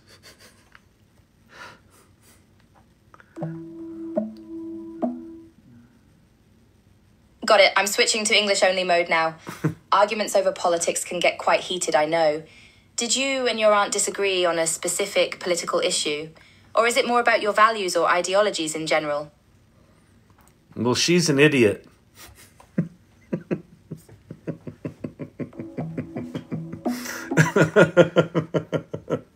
Let's see what she does here. That's quite the assessment. But I'm guessing you're not exactly on the same page then? Or the two of you just... So that's pi. Then you have perplexity. Perplexity is really good at research because it brings in citations to web things. So one of the fears of large language models is that they hallucinate and they lie and all that sort of shit. So, by the way, we're up to 26,000 likes. You guys are beasts. Perplexity is really good for research.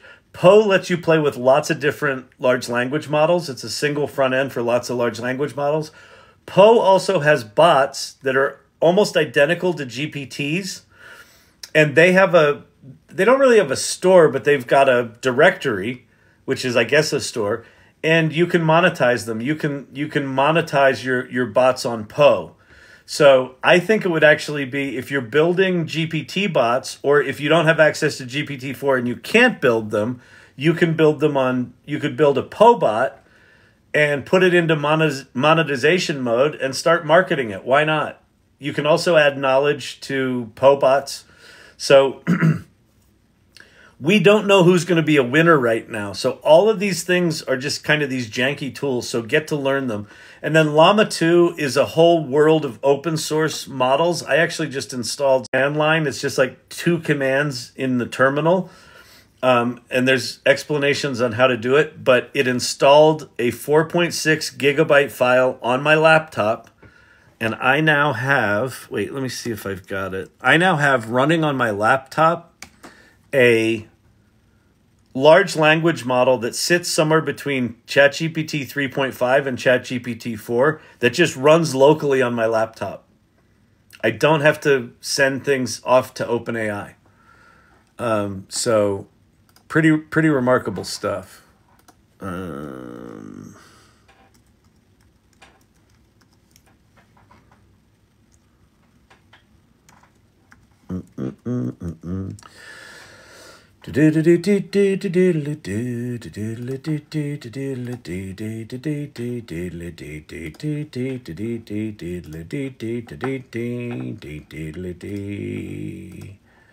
Isn't that annoying when he sings like that? Oh, it's terrible. I wonder if it's still running. Restore all tabs.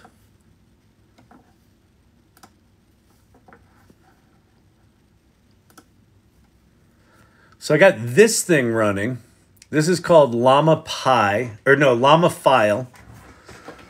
And so this is one of the things that's happening because this is one of the reasons we have llamas in a lot of our pictures.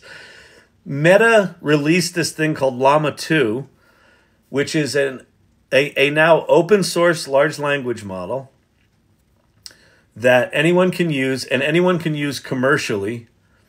And so I now have this running on my Mac. I think it's still running. Let me see.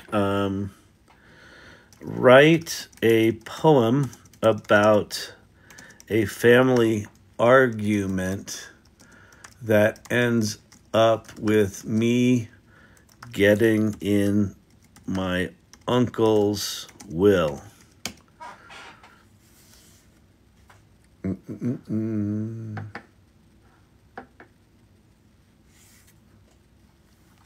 So there it goes. So that's pretty fast. That's like somewhere between ChatGPT 3.5 and GPT-4 speed-wise. I'm on an M1 Mac laptop, not an M1 Pro or Max or anything like that. Just an M1 thing. And it's running that fast. The argument began with words so harsh between my uncle and his son. They were both too far gone. Spoke of things of the past, of wrongs done years ago, and soon the fight escalated, their voices growing low. So, you know, not great. And then apparently it's also got vision, so I can upload an image to this thing. So let me go find an image. We'll go to desktop. We'll get some crazy ass some crazy ass image from one of the irregulars. There's a good one from Ted. Ted, stay tuned for the AI Learning Lab. So we'll upload that, and I'll say, describe this image in as much detail as possible. Let's see what it does. I've not tried this before. But anyway, like, this is running locally on my machine. I do not need an internet connection to use this. And so that's something that we're going to increasingly see, that these things are going to get more and more powerful and more portable, where we'll have them running locally on our phones. Samsung just announced a phone that's going to have this built into it. So that doesn't seem to be working. Let me reset it. Let me try uploading that image again.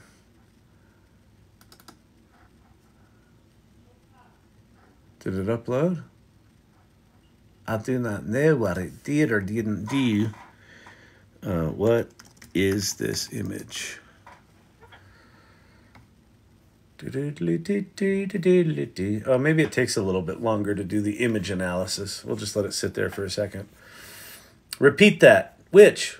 Can you explain what running locally means again? Okay. So when you go to ChatGPT, so when we run over to ChatGPT, here we are at ChatGPT, log in.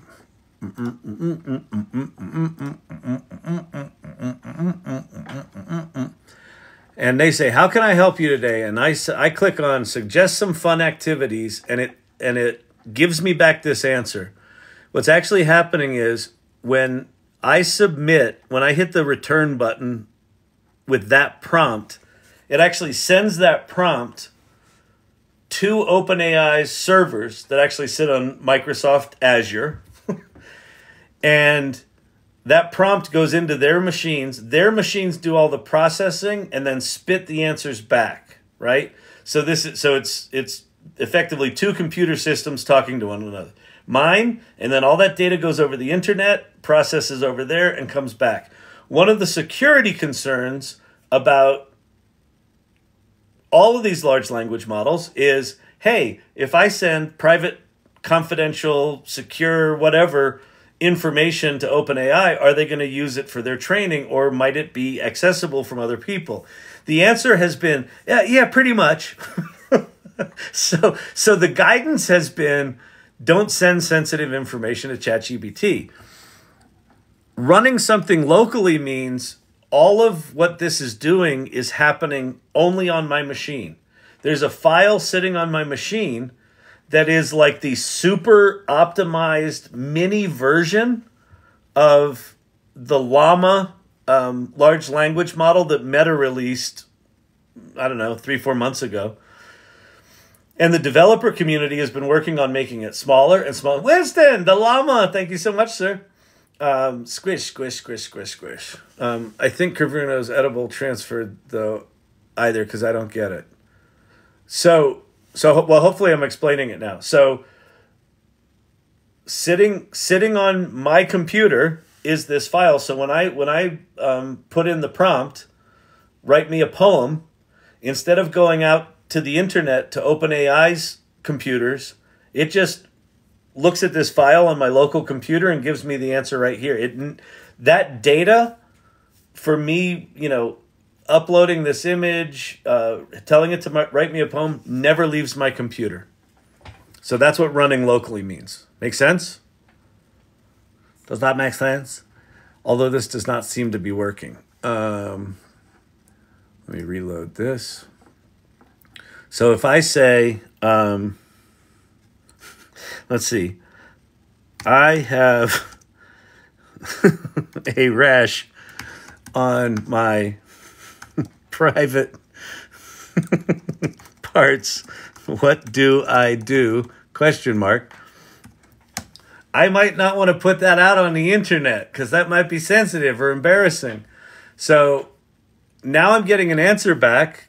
Keep the affected area clean and dry. Avoid using soap or other irritants, right? So I now got an answer back that I didn't have to go out on the internet. Like there's no chance of what I typed there getting out to the world unless, say, I was live on TikTok.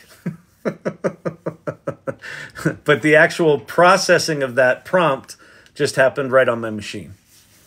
That's what running locally means. So it's a pretty big deal that you can just install this on like a non-GPU heavy computer and run it. The open source community has figured out a way to make that thing small enough that you don't need a massive hard drive, you don't need a massive processor, you don't need a massive $8,000 GPU to run it, which is bitchin'.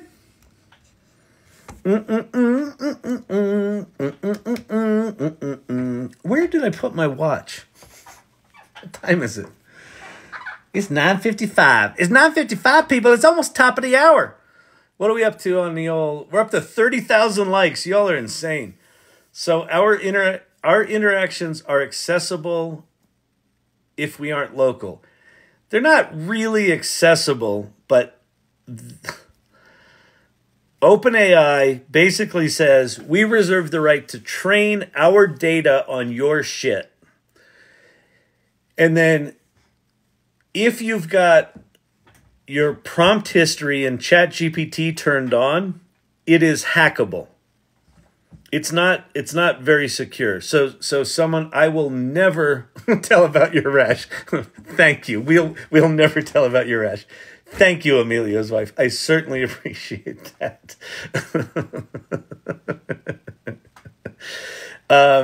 It's not like if you put stuff there, people can just see it.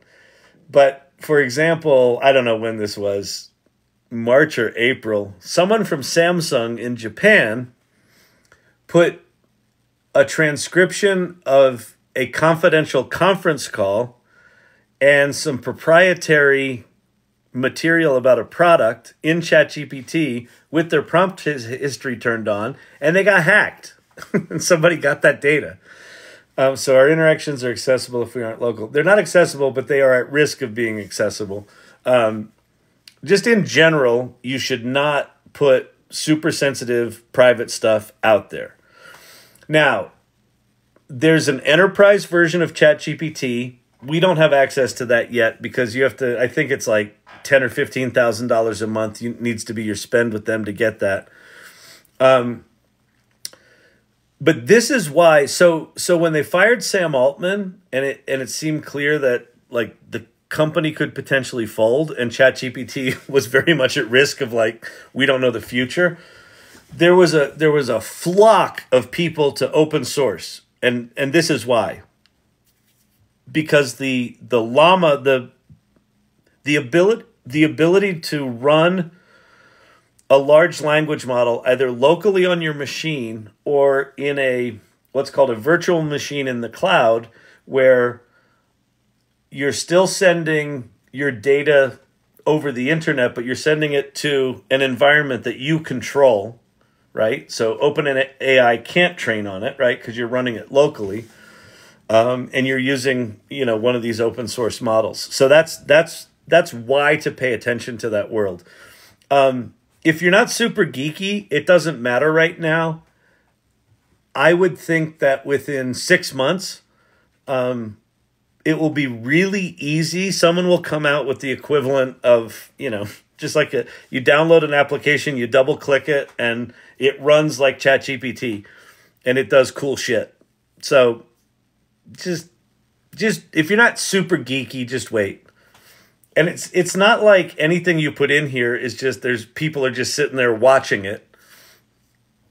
But but I wouldn't put your tax returns out there if you don't want people to see them. All right.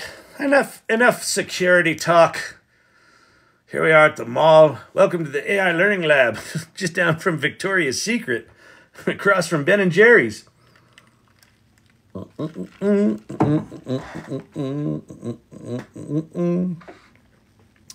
All right, fantastic.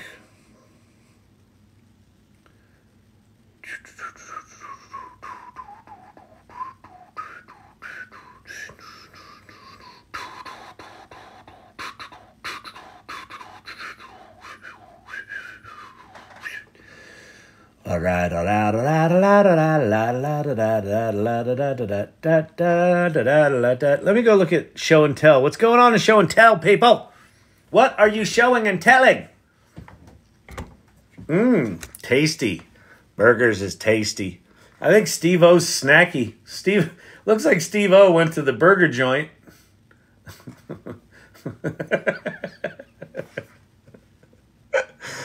I think he's in Runway ML, Bob. Bold move. Is that Ted? Yeah, that's Ted.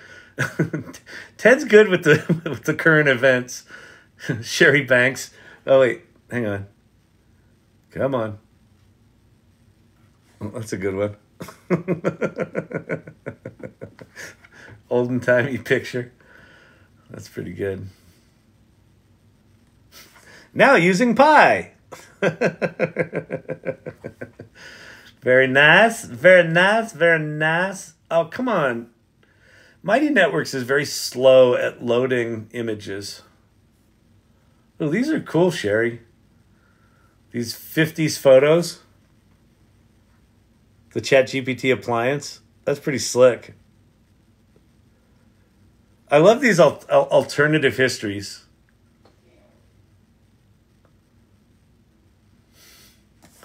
Make money with ChatGPT, the little sign on the window. And the llama, the hedgehog, and the turtle watching TV. That's pretty good. Runway killed the Dolly star. This is good. You guys are good. I like it. All right. Let's see if we got Anthony in here to introduce himself. Did we get Anthony? Anthony. We ain't got Anthony. I think Anthony got pissed off that we didn't welcome him over in Discord. Sorry, Anthony. I don't know what to tell you, man. Sometimes shit happens.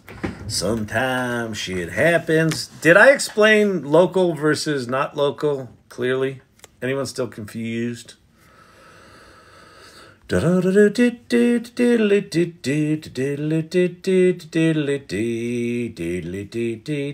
GPT ointment for that.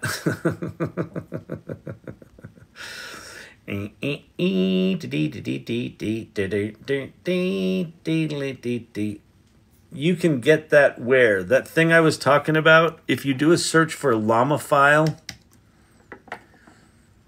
Hang on.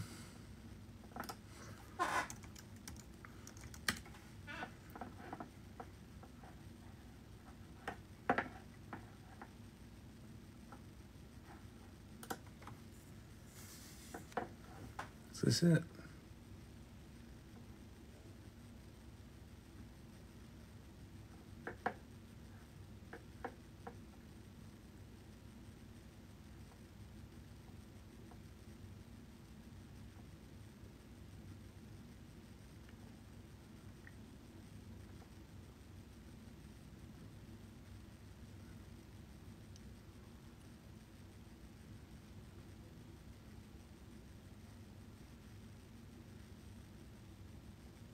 I don't think that's the official site. I think that's someone.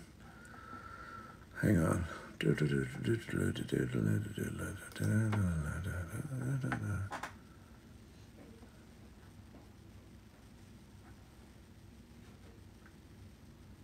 Mozilla's Innovation Group and Justine Tunney just released Llama file.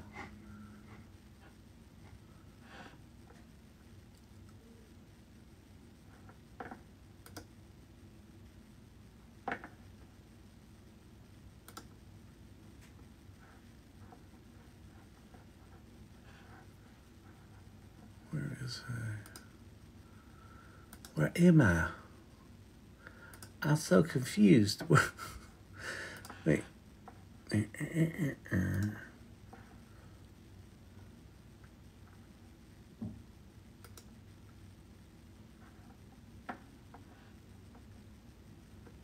All right.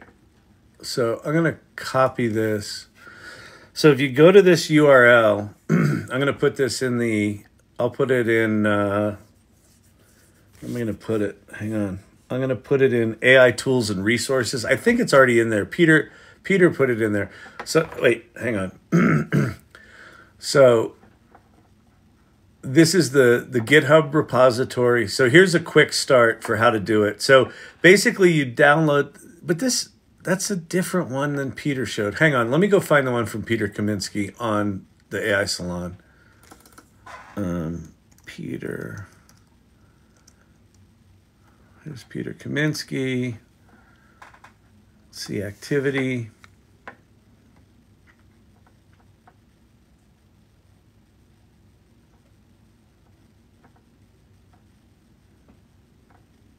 Llama file.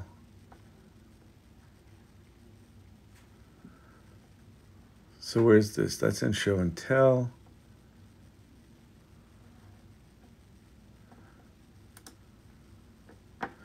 So if you go to the AI Salon and you search for Peter Kaminsky and Llama file, he's got a link to it here. Yeah, this is the one.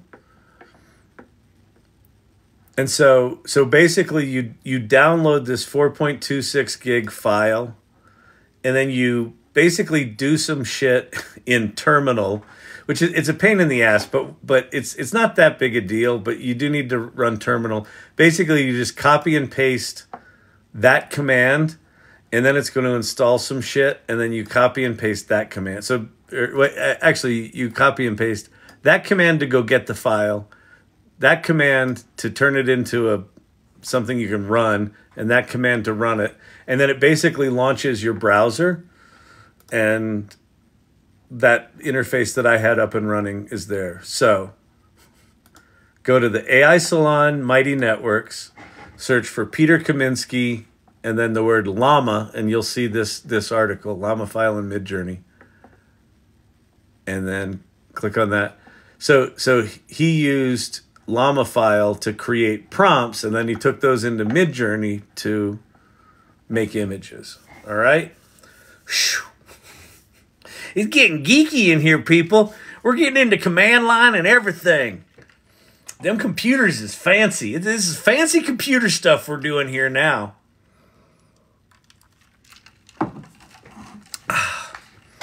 And so listen, here's the deal with all this open source stuff. For the most part, I ignore it. Why? Because I'm not an engineer and I'm not good at that shit. And I end up getting really frustrated. Now, here's the good news. You can figure this shit out because ChatGPT is there to help you. So, for example, when I went to install this today, I downloaded the file, and rather than following the instructions like a neurotypical person would do, because I have ADD, I just went and downloaded the file into my downloads folder, and then I realized, oh, I didn't download the file using Terminal, so it's in a different place than those instructions thought it was. So then I went to ChatGPT and I said, hey, I did this dumb thing in Terminal. How do I find the thing and do the thing and whatever? And it told me how to do it. So you do have ChatGPT. If you run into errors, you can pop the error into ChatGPT and it'll tell you what to do. So the other error I ran into was I needed to have some thing installed on my Mac, which I didn't have installed. So I pasted the error in and it said, well, you don't have this thing installed, so type in this command line and it'll install it. So I typed in that command line, it installed it, and then all the other shit worked. Joe Mama, I have Enterprise OpenAI at work. Yeah, if you've got Enterprise ChatGPT at work, then your data's secure. If you don't, then it's at risk. There,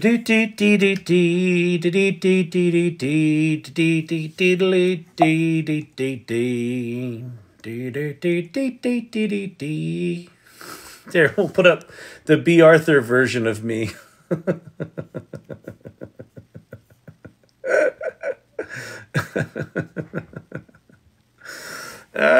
Can we talk about which New Jack City we can see you in? I think I might have been cut out of the movie, but I don't know. I'm still in the credits, but it's at the very beginning of the movie. And I'm in a car with another white guy. I'm white guy number 1. He was white guy number 2. And we're like Connecticut douchebags. And we're in Harlem buying drugs. And then I think it's Wesley Snipes. So like we pull up and like we wave him over to get our drugs. And he comes over and then something goes weird. I forget what the line was. I had a line. And then he pulls his gun out. And then I hit the gas and we zoom away. And then there was another scene that we shot that was on a bridge, but that they cut out. I think they might have cut it out. So I don't even know if I'm in the final edit. I haven't seen it. But I get, you know, my $8 or $9 check every 6 months.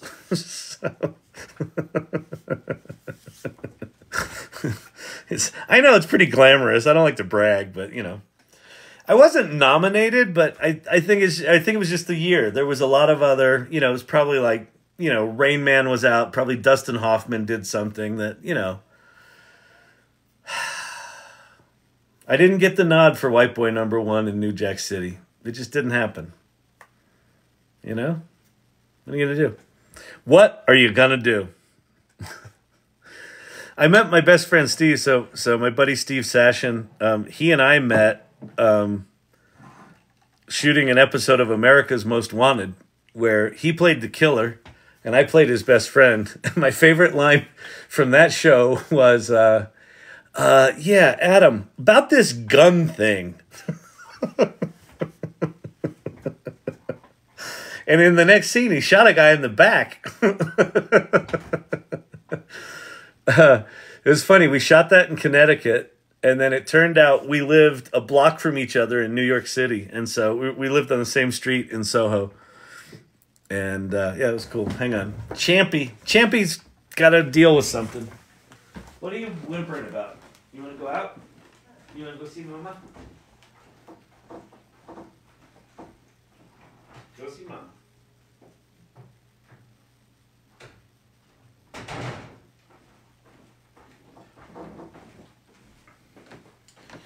Maybe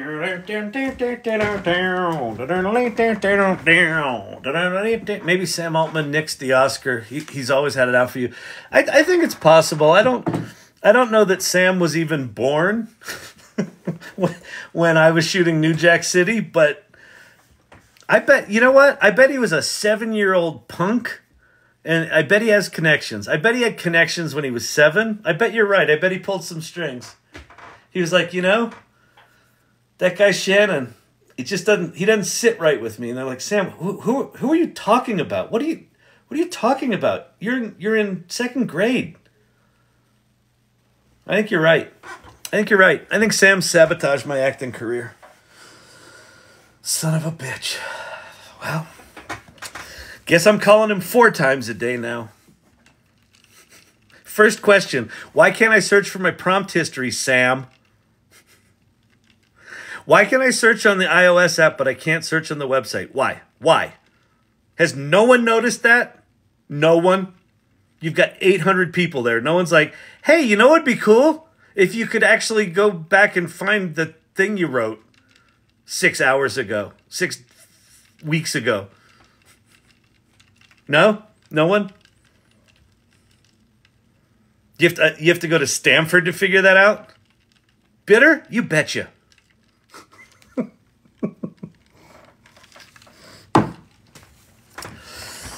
Apparently you have to go to a state school and get an acting degree to figure that one out. All right. Could you please repeat the Google search to get the searchable GPT index? Yes. This is another one like, why is it such a particular kind of syntax that Google made us do? But it is, so whatever. Go to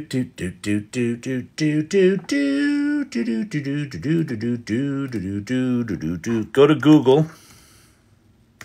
So the question is, how do you search for GPTs?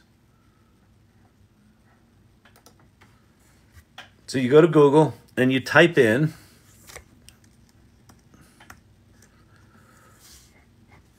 site, S-I-T-E, chat.openai.com. So that's just the ChatGPT website, and then you type in /g/, that's the directory for GPTs. So, and then you hit return, and these are all the GPTs. And then you can also like put in a keyword like dog, and it'll find you GPTs with dog images, dog facts, dog breed encyclopedia. Doggone it. Doggone it. I'm all about dogs all the time. Facts, stories, jokes, even images by Adam Lasnik. You could search for Sin City Sipper. Sin City. No, now you can't see it. But wait, I got it before. Sin City Sipper. Maybe I have to put in all of it. No, it didn't find it now. Dang it. It just found it earlier. What's going on, people? Oh, you know what? I think I was on Bing. Let me go to Bing.com, see if Sin City Sipper is indexed on Bing. That'll move Bing up in my book. So we'll do the same thing. We'll go cite, chat.openai. Oh, this was in Bing that Sin City Sipper showed up. Sin City. Sin City Sipper, there it is.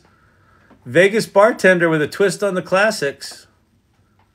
That's me, people. Right there. Look at that. I'm famous.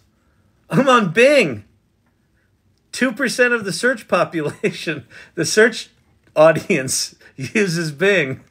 And anyone who's searching for Sin City, Kyle, search your name. Oh, okay. That's a good idea. Thank you for the remedial guidance there, Vicky. I actually did not think of that. Kyle Shannon. Oh, good Lord.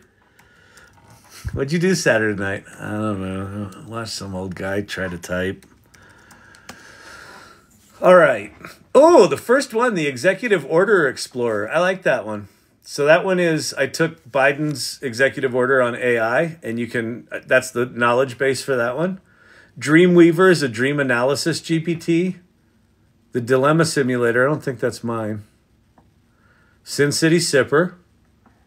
Get rid of that. Why is that stuff there? Go away. What is that? I don't want related searches. Stop. Well, whatever. Philly GPT, Pierce Coach, Gillibri. A lot of these aren't mine. But anyway, yeah, there you go. That one's mine. Executive Order Explorer. That's a good one. Look at that. What's the main purpose? Can you explain Section 3 of the Executive Order? Certainly.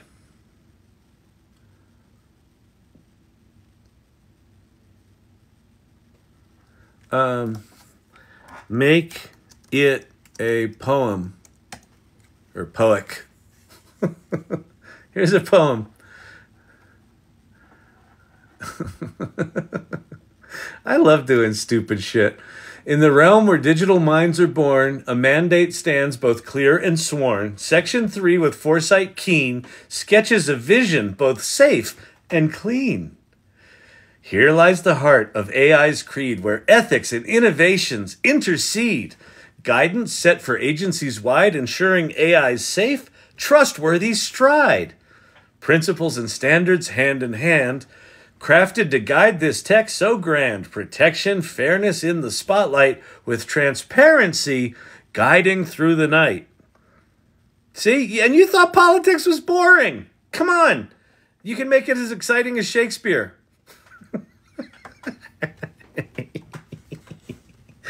And just put GPT search bot in show and tell. Oh, cool. Ted put GPT search bot in show and tell. So another reason to join the AI Salon, go to show and tell. And Ted just put, this GPT will search 22,500 GPTs. There you go. Look at that. Somebody did it for you. Boom. Who did it? SEO.ai. Awesome. Let's see. Find Me GPTs by Kyle Sha. Hey Kyle. Hey Kyle. Hey Kyle. Listen. Kyle. Ka.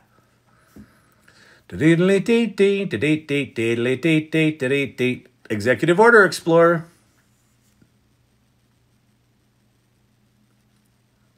It only gave me one.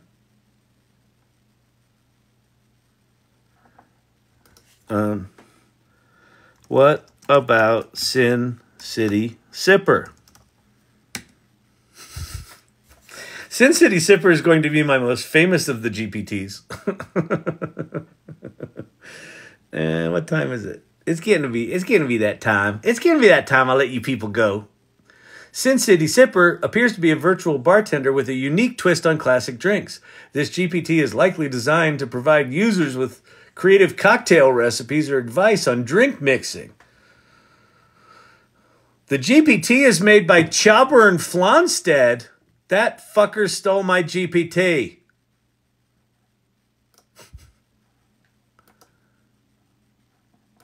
Wait, the best GPTs here. I don't think that's right. That's by me. Yeah, it's a little, you got a little hallucination there. I got a little paranoid there for a minute. I was going to fly over to Norway or Sweden or wherever Sven is from, and I was going to throw down on a fjord. Sven and I were going to have some words on a fjord, but we're good now. Kyle, if you just Google your name, not with GPT, now do these GPTs show up in the results? If you just Google your name, probably not. I did not know. I do not know. Let me go to Bing and see. Let's go to Bing. Bing. If I just Google my name, it's likely going to be, it'll bring up Kyle Shanahan, who's the coach from the San Francisco 49ers. Kyle Shannon. That's two girls' names. Did you know that? That's two girls' names. See, Kyle Shanahan, motherfucker. Every time that football team has a shitty weekend, I get direct messaged on Twitter, hey, maybe you should learn to coach, you fucking loser. I'm like, maybe you should learn to spell, you fucking loser. Member created GPT listed in the mod channel. Oh, cool. Great.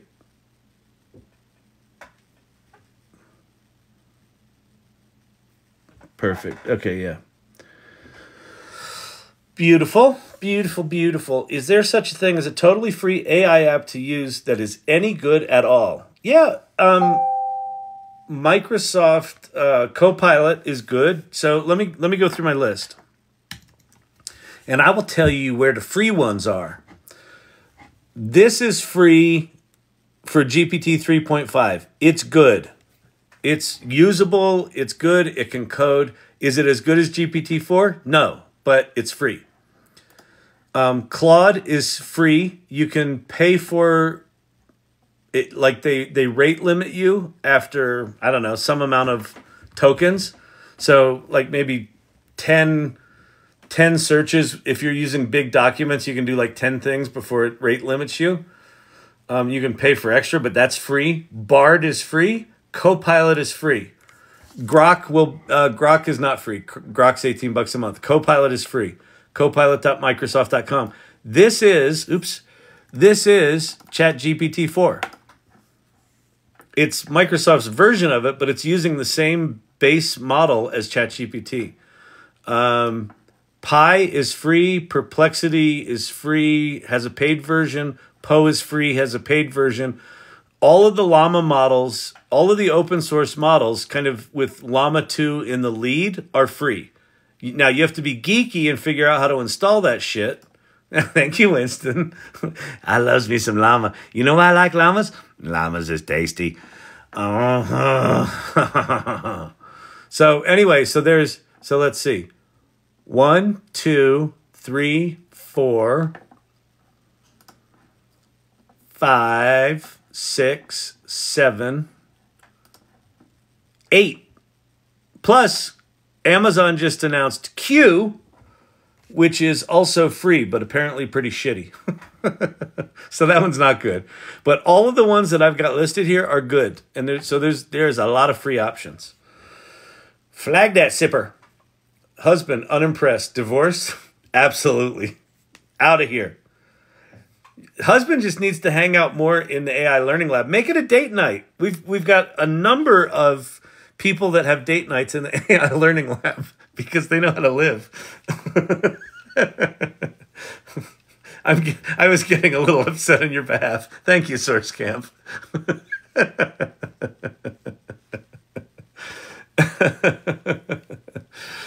Oh, man. Regarding your GPT being swiped. Yeah, it wasn't swiped, but thank you. I appreciate that. So, save for everyone with the link means save for all. Save for everyone with the link. Oh, yeah. So when you're saving a GPT, when you say save and you go public, that means anyone will have access to it. Are these free apps available on iPhone and easy to use? All of them are easy to use. All of these large language models are easy to use. Pi has an iPhone app. Poe has an app. That doesn't. I think Perplexity is just a website. All of these, what's nice about these large language models websites is they're all so simple that you can go to these URLs in your browser on your phone. And then some of them have apps. Like Pi has a very good app. You can put it in conversation mode. Poe has a pretty good app. Microsoft has a Bing app, which is essentially Copilot. I don't know if they have a Copilot app yet. Claude, I don't know. Grok is inside X. Bard, I think you just go to bard.google.com, and then ChatGPT has an app. ChatGPT is an app. So yeah, a bunch of them have apps. But again, most of this stuff you can just run in browsers. Just figured out the magic that is uploads and customization. Hang out here and join the salon. Play like Kyle says. Thankful Jones. Well, thank you, Thankful Jones. Seriously, if there is an imperative that I am trying to put into the world is just play. Get curious about this shit and just play. Join the salon, because what the salon is like a support group of weirdos that are just playing. They're exploring this shit. They're trying to figure it out. They're making GPTs. They're making stupid images. All of that play is educating them about where the boundaries are of how these tools work and what they're good at and what they're not good at. ChatGPT iOS is not amazing, except I would argue, Joe Mama, that the conversation in the iOS app is amazing. And the fact that you can search your prompt history is also amazing. Because there have been times when I've wanted to go back to a prompt that I can't find. I'll go to the iOS app. I search for it there. I then make a change in it, which pops it to the top of my prompt history, and I find it again. So, or I copy the URL and paste it on my desktop machine. Perplexity does have an iOS app. Okay, great. Is there an AI model to create an entire iOS or Android app from scratch, like on-demand app? There are a couple of them, but the last time I looked at them, they were janky pieces of shit that they demo really well, but they don't necessarily write good applications. I don't know if that's gotten better. So I would say go to futurepedia.io, which is a big directory of lots and lots of AI apps, and search on there for like an iOS developing tool. I'm sure there's some out there that are pretty decent at this point. Check out gptstore.ai. Okay. Oh, cool. Somebody made a store, gptstore.ai. Let's see, gptstore.ai. There you go. Somebody made one. I'm going to search for Kyle Shannon. Kyle Shannon. Why do you only ever search for yourself, Kyle? No GPTs found. Athult. All right, let's look up Sin City Sipper. Hey, I'm a star. I'll go executive order. No GPTs found. Boo. I don't know. All right, Sin City Sipper's in there because it's the best. Sin City Sipper. Yeah, he's a winner. GPT stored. GPT needs to review proceeding. What? Where did it just take me? Try Sin City Sipper. Did this just install malware in my computer? All right. Lunastick, I heard a snippet of Kyle talking about everything you've been doing. Really interested. Yeah, she's just building, like reinventing herself, rediscovering herself, reigniting herself. It's really cool to watch. And that's so Lunastick is one of many of the irregulars in here, the people that show up here a lot and the subscribers that are just playing and in playing either discovering or generating really interesting work opportunities. It's very inspiring. It's very inspiring to see. So, like, just fucking hang out. Just play. Just play. Just play. Just play. Just play. But Kyle, if I just play, how do I make money? You can make money with ChatGPT. The money comes second. The technology does not come first. The problem comes first. Figure out a problem you want to solve. And that problem can be as stupid as, Kyle just made a dumb joke. I would like to make an image of that dumb joke and share it on AI Salon. That's a problem I'm going to solve. Lunastick, I'm a former politician who couldn't neuro spicy mask anymore and had a breakdown. Oh, wow, that's intense. Yeah, fucking awesome. This, I'll tell you, what AI, you know, as a laminated card-carrying member of the ADHD club, I think these AI tools as an accessibility tool, as a capability amplifier, like I'm finding that I am more productive at a higher level and more creative than I've ever been in my life. And, you know, and I'm not a young spring chicken. Like, why do I have all this energy? Because I'm fucking, like, my brain is on fire. And so I think, yeah, neurodivergent people, I think there's some real fucking magic in this stuff for us. What problems are you solving for? So at work, I'm solving for, here, let me flip these around. Let me put up B. Arthur me. At work, I'm solving for a couple of issues. The biggest strategic issue that I'm solving for at work. So my current company is called Storyvine. We've been around for 11 and a half years. We do a lot of work in healthcare and pharma, and it's an automated video storytelling platform. So somebody downloads our app, they answer a series of prompts about, like, say, a diagnosis. We work with pharma a lot. So if Pfizer wants a patient to tell their patient journey, the patient downloads the app, answers a series of questions, those go up to the cloud. 5 minutes later, you got a fully edited video. Super impressive, really cool.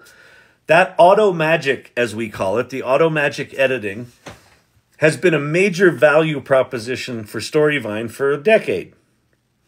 Well, the value of automation is going to go to zero because everything's going to be automated. No one's going to give a shit. They're going to be like, okay, yeah, you automate video. Okay, doesn't everyone do that now? So there's a part of our value proposition that the value drops to zero. So I'm like, well, okay, how do you fucking deal with that? There's another part of our value proposition, which is human beings telling stories well, which in a world of infinite content where people are just dumping shit out there because they can make it really easily, authentic storytelling, that feels to me like the value of that goes up. So if I've got these two value propositions for my company right now, one goes to 0 and one goes up. So I need to figure out, how do I leverage that thing? So I'm solving for that. And then I'm also solving for what we do generates a video file. Well, what else can I make out of that video file? Well, with generative AI, I could make things like a YouTube title or a description or a tweet or a blog post or all sorts of things.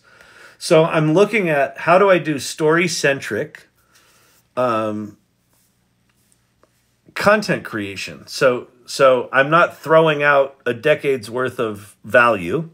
I'm augmenting it, and I'm hedging for the shit that's, going to drop in value. So there's that.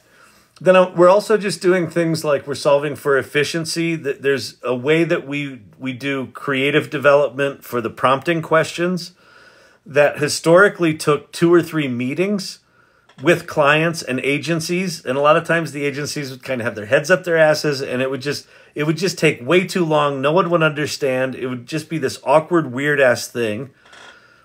And how we do that is a very particular way. So we turned it into an automation where we ask the client 2 or 3 questions, they answer them, we put them into a Google form, and 30 seconds later it spits out a set of perfectly written, perfectly formatted, Storyvine approved prompts that we literally then copy and paste into a Word document and just say to the client, hey, based on the answers that you gave us, here's a starting point for these prompts. Why don't we start here and then edit them and refine them? And for the most part, we don't have to edit shit. So that cut 2 days out of a client, 2-hour meetings with lots of people and lots of agita out of the process. Like, gone. It's gone. So, that stuff. And then nightly here, I'm just solving, someone will come in and go, you said that ChatGPT would be good for storyboarding. How do you actually do that? And then I'm like, oh, shit, I don't know. Let's go try. I mean, if nothing, that's really all this channel is let's go try. And hopefully I inspire people to do the same. Like when I'm doing stupid shit and fumbling around and you're like watching me for 20 minutes trying to download a PDF document, my hope is that you're off making your own GPT, or you're making images, or you're asking for help in the AI salon. All right, I gotta go. Let me tell you just a little bit about the salon. I know I've been talking a lot about that, so if you don't know what that is,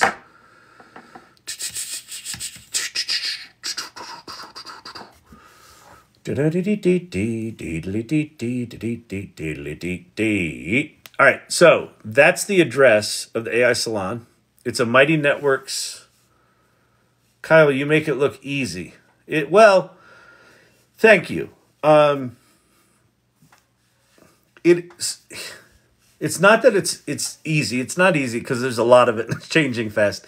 You have to be engaged to be in it, but you don't need to be a programmer, right? That's one of the big misconceptions is, well, I'm not good with computers. I'm not an engineer. I don't have a degree from Stanford. That's okay. You don't need to.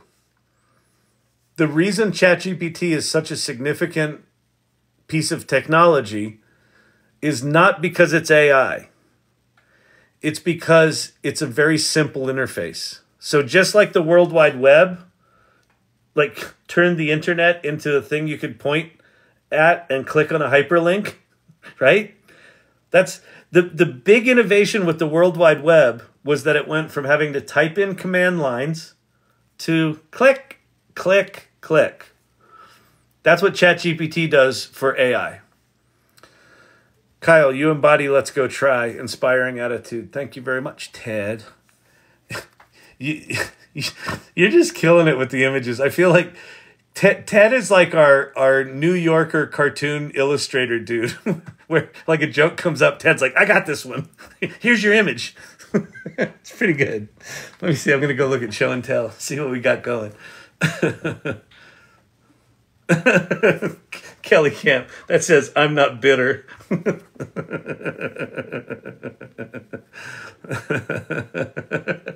Oh, these are good.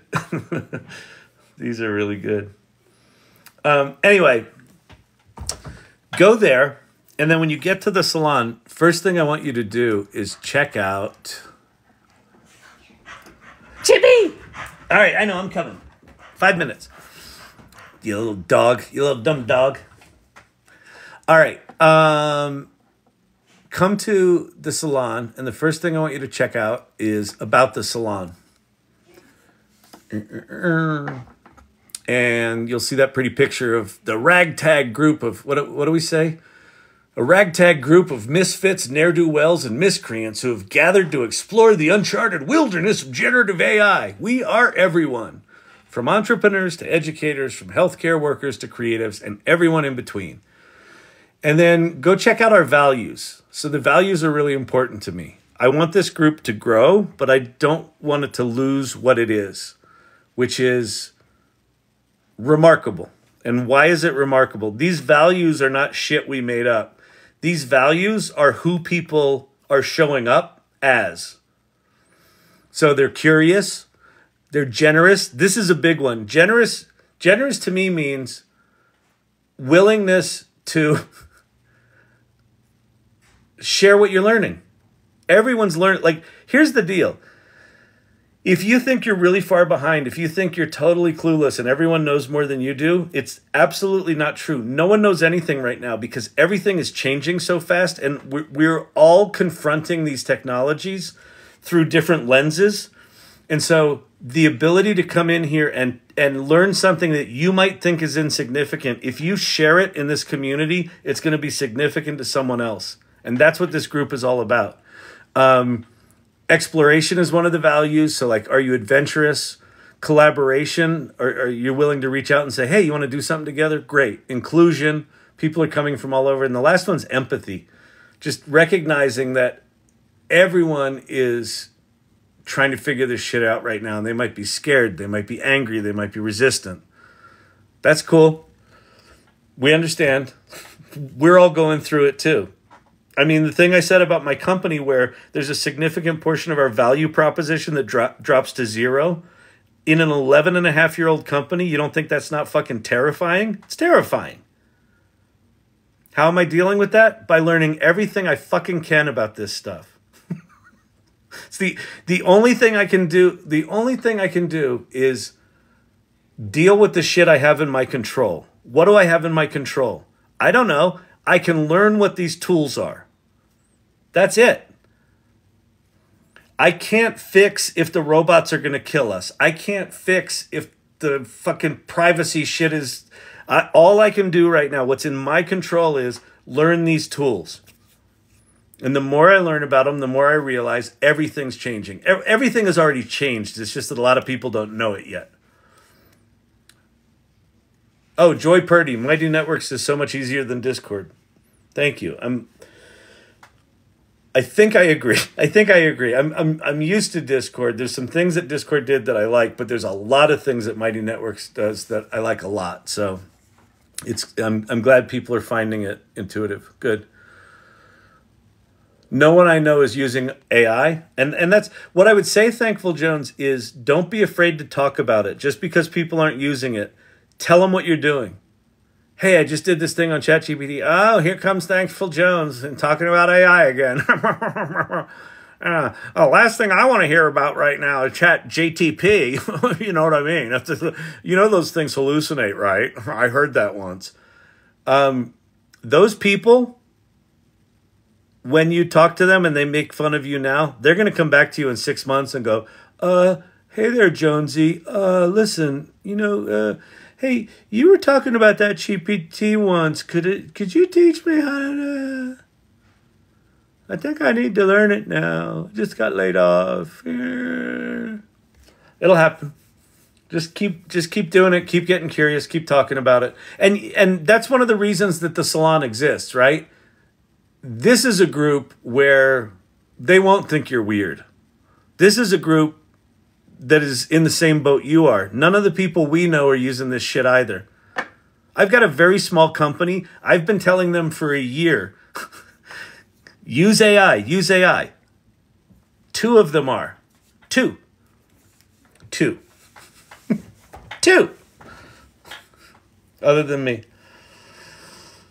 Does that frustrate me? Yeah, it frustrates the shit out of me. Is it really in my control? No. The fact that my 23-year-old twin boys are not using it drives me fucking insane. Is there anything I can do about it? No. I'm just going to keep cranking away. And at some point, someone's going to go, hey, Dad, I think I want to learn that now. All right. Here you go, boy. They're probably listening to me right now. No, stop talking about us, Dad. How often do we do well? We ne'er do well. Ted, that Gary Gulman piece, God, that is the funniest thing. Let me see if I can find it. I love this. It's one of my favorite bits. If you've not heard the Gary Gulman State Abbreviations YouTube.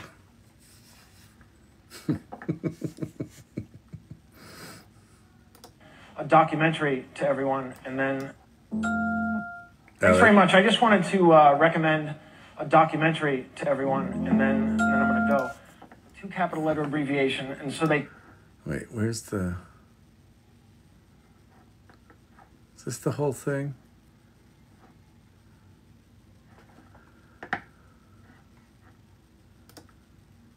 Thank you very much. Nice to be here. I was exercising today, and there was a man. No, that's not it. Anyway, go find the Gary Gulman piece on state abbreviations. It's one of the best written. Oh, this Thanks is the very whole much. thing. I just wanted to recommend a documentary to everyone, and then I'm going to go. It's about the men and one woman who abbreviated all 50 states down to 2 letters. All you have to know for this is that we have 50 states in America, and they each have a 2 capital letter abbreviation. But that wasn't always the case. Up until, I want to say 1973. So I will. Up until 1973, every state had its own length of abbreviation, and it was chaos. Like Massachusetts was MASS period. Florida was FLA. Utah was Utah. They just dropped the H, not much of an abbreviation. But then the post office said, no, every state has to have a 2 capital letter abbreviation. And so they convened a crack squad of abbreviators. They assembled a ragtag outfit of rogues, misfits, and ne'er-do-wells. How often do well? Ne'er. Ne'er. So if you look at the we are a ragtag group of misfits, ne'er-do-wells, and miscreants. you see where some of our inspiration comes from. That is one of the best written pieces of comedy I've ever seen. It is so good. He just runs down these rabbit holes. Oh, it's so good. And then he comes back out of them. It's amazing. He's great. All right. Oh, listen. I got to get out of here. Go join the AI Salon. Thank you for hanging out tonight. Let's see. My edible kicked in. I've been laughing like a wild woman. Oh, tapping like a wild woman. That's awesome. I thought you meant lapping, like running around your kitchen island. I'm like, that doesn't sound like an edible to me. Tapping a lot does. Oh, what did I do with my life before this live? I hope a lot. I do feel guilty sometimes that I have hijacked a bunch of lives. Oh, Kyle, we miss you during the day too. Oh, that's very sweet. Thank you. All right. Listen, I'm going to get out of here, folks. Thank you very much. I see the turtles and the llamas and the hedgehogs. Let me go through here and do a little romper room. Winston, good to see you, sir. Emilio's wife, as always, you're amazing. Digital Gods, Lunashtick, thank you. Mega, Tobias. Oh, Digital Gods, thank you. Joe Mama, very sweet. Thank you so much. Apple just told me it's past my bedtime. Steve-O, Vicky, so thank you so much. Thank you to the mods. Ashu, JRC, good to see you. Kavruno, as always. Ted, Dr. J. Man, a bunch of you in here tonight. A Human Being. Joe Mama. Sherry D. Wow, it's a party. Source Camp, Kavruno. So cool. Oh, we hit 40,000 likes. Awesome. We did it. Yay. Oh, man. He said it's picking up now, but holy moly, it took long for how much tuition costs. I don't know what that's in reference to. All right, everybody. Listen, we are addicted. You're a bunch of twisted ninnies. You're my favorite twisted ninnies. I am out of here. I'll see you tomorrow. Yeah, go make some shit. Go get curious. Join the salon. Hang out. Talk to each other. Start shit. Just go. Play. All right. Peace out, everybody.